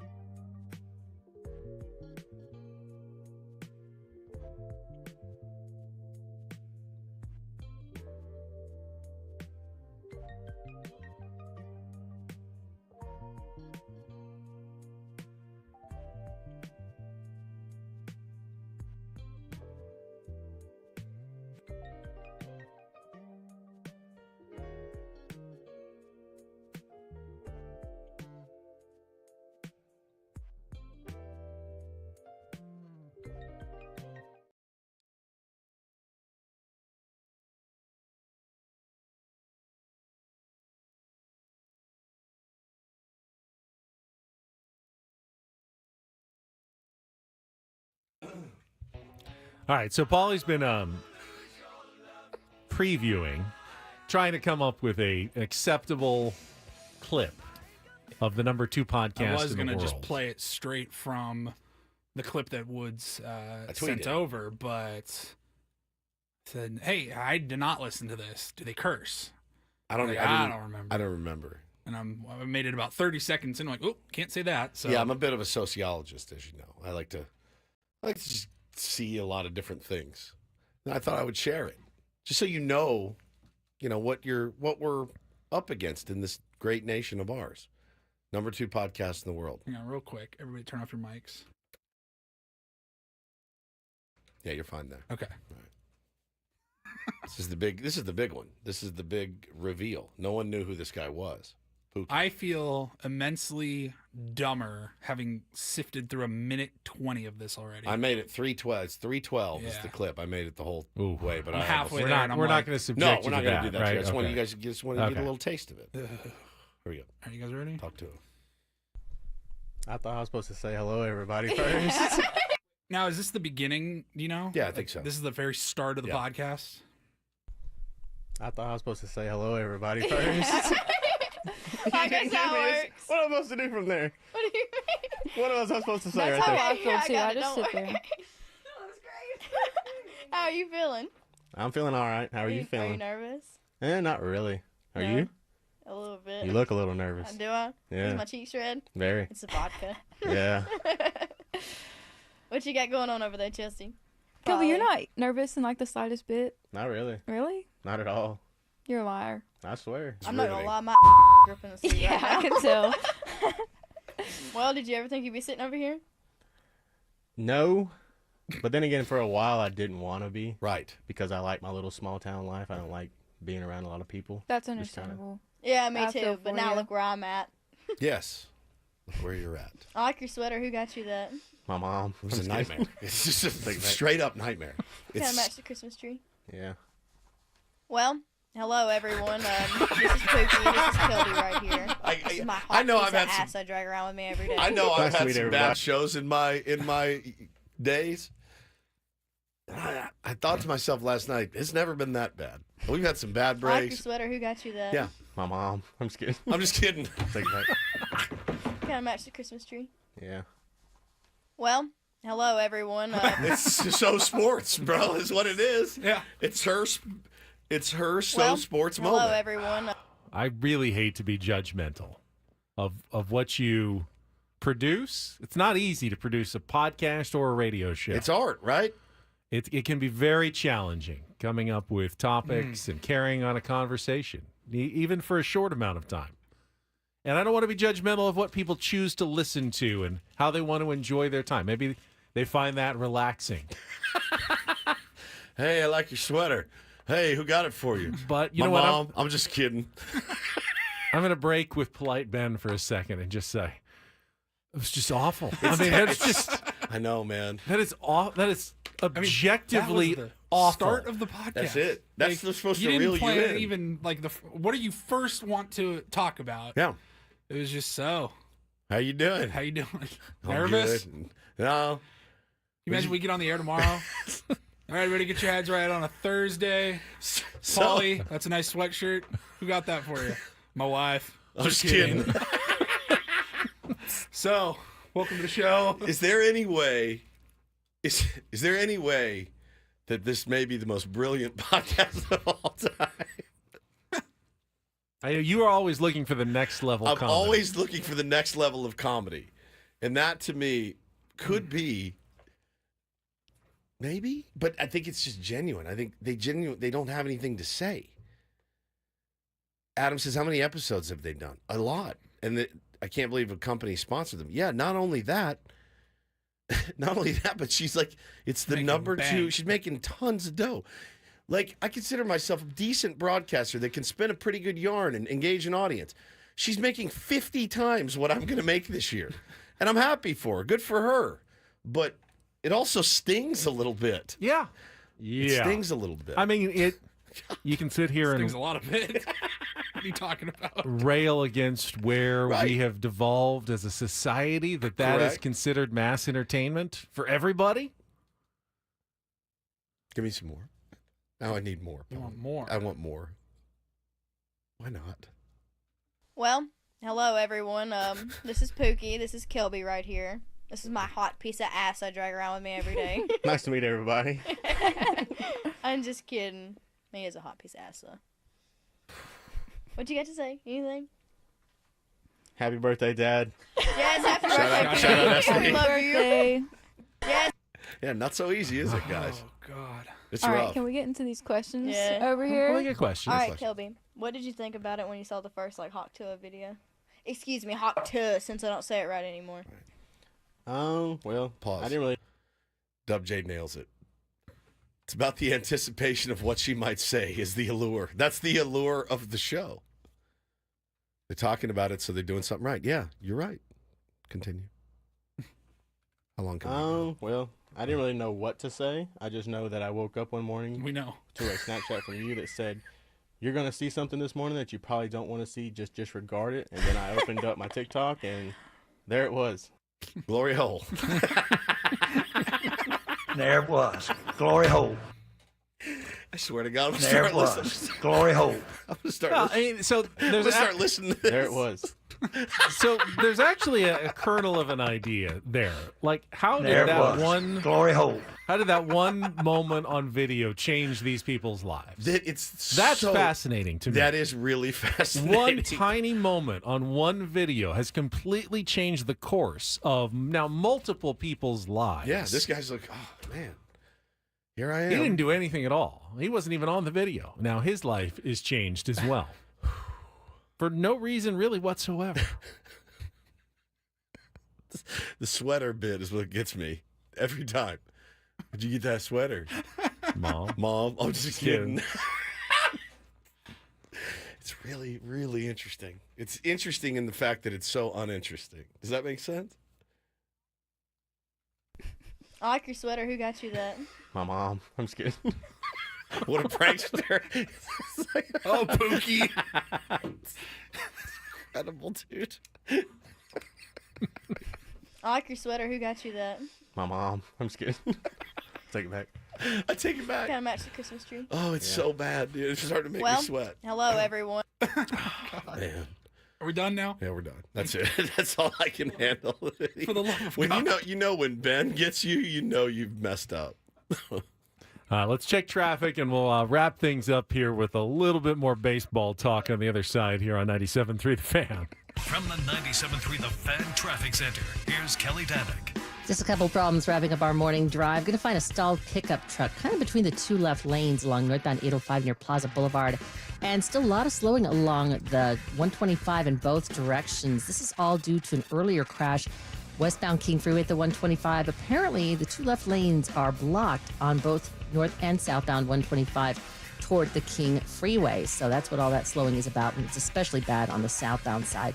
I'm Kelly Danick with Ben and Woods, San Diego's #1 sports station, 97.3 The Fan. I was actually surprised when I counted the number of pitching arms that are available here. Jeff Passan has a really nice primer on the off-season availabilities here. Shut up. So here's the list, and we'll start from the top. Most coveted pitcher, Corbin Burns. Then 9-figure arms, Max Fried, Blake Snell, Jack Flaherty. Upper middle tier starters, Sean Manaea, Yusei Kikuchi. Jack Flaherty is a 9-figure. He said arm. maybe. Oh, it's right on the. He says right on the verge, on the edge of a 9-figure contract. Might not get it, but it put him in that category. Then next tier, Sean Manaea, Yusei Kikuchi, Nick Pivetta, Nathan Eovaldi, Luis Severino. Then short-term bonanzas, Walker Buehler, Shane Bieber, Max Scherzer, Justin Verlander. Short-term rotation players, Charlie Morton, Matthew Boyd, Tomoyuki Sugano, Michael Lorenzen, Frankie Montas, Jose Quintana, Andrew Haney, Shinosuke Ogasawara, John Means, Wade Miley, Trevor Williams, Michael Soroka, Alex Cobb, Ross Stripling, Lance Lynn, Kyle Gibson, Spencer Turnbull. I mean, there's got to be a couple of arms there for the San Diego Padres to go. I mean, there's plenty to go around for once.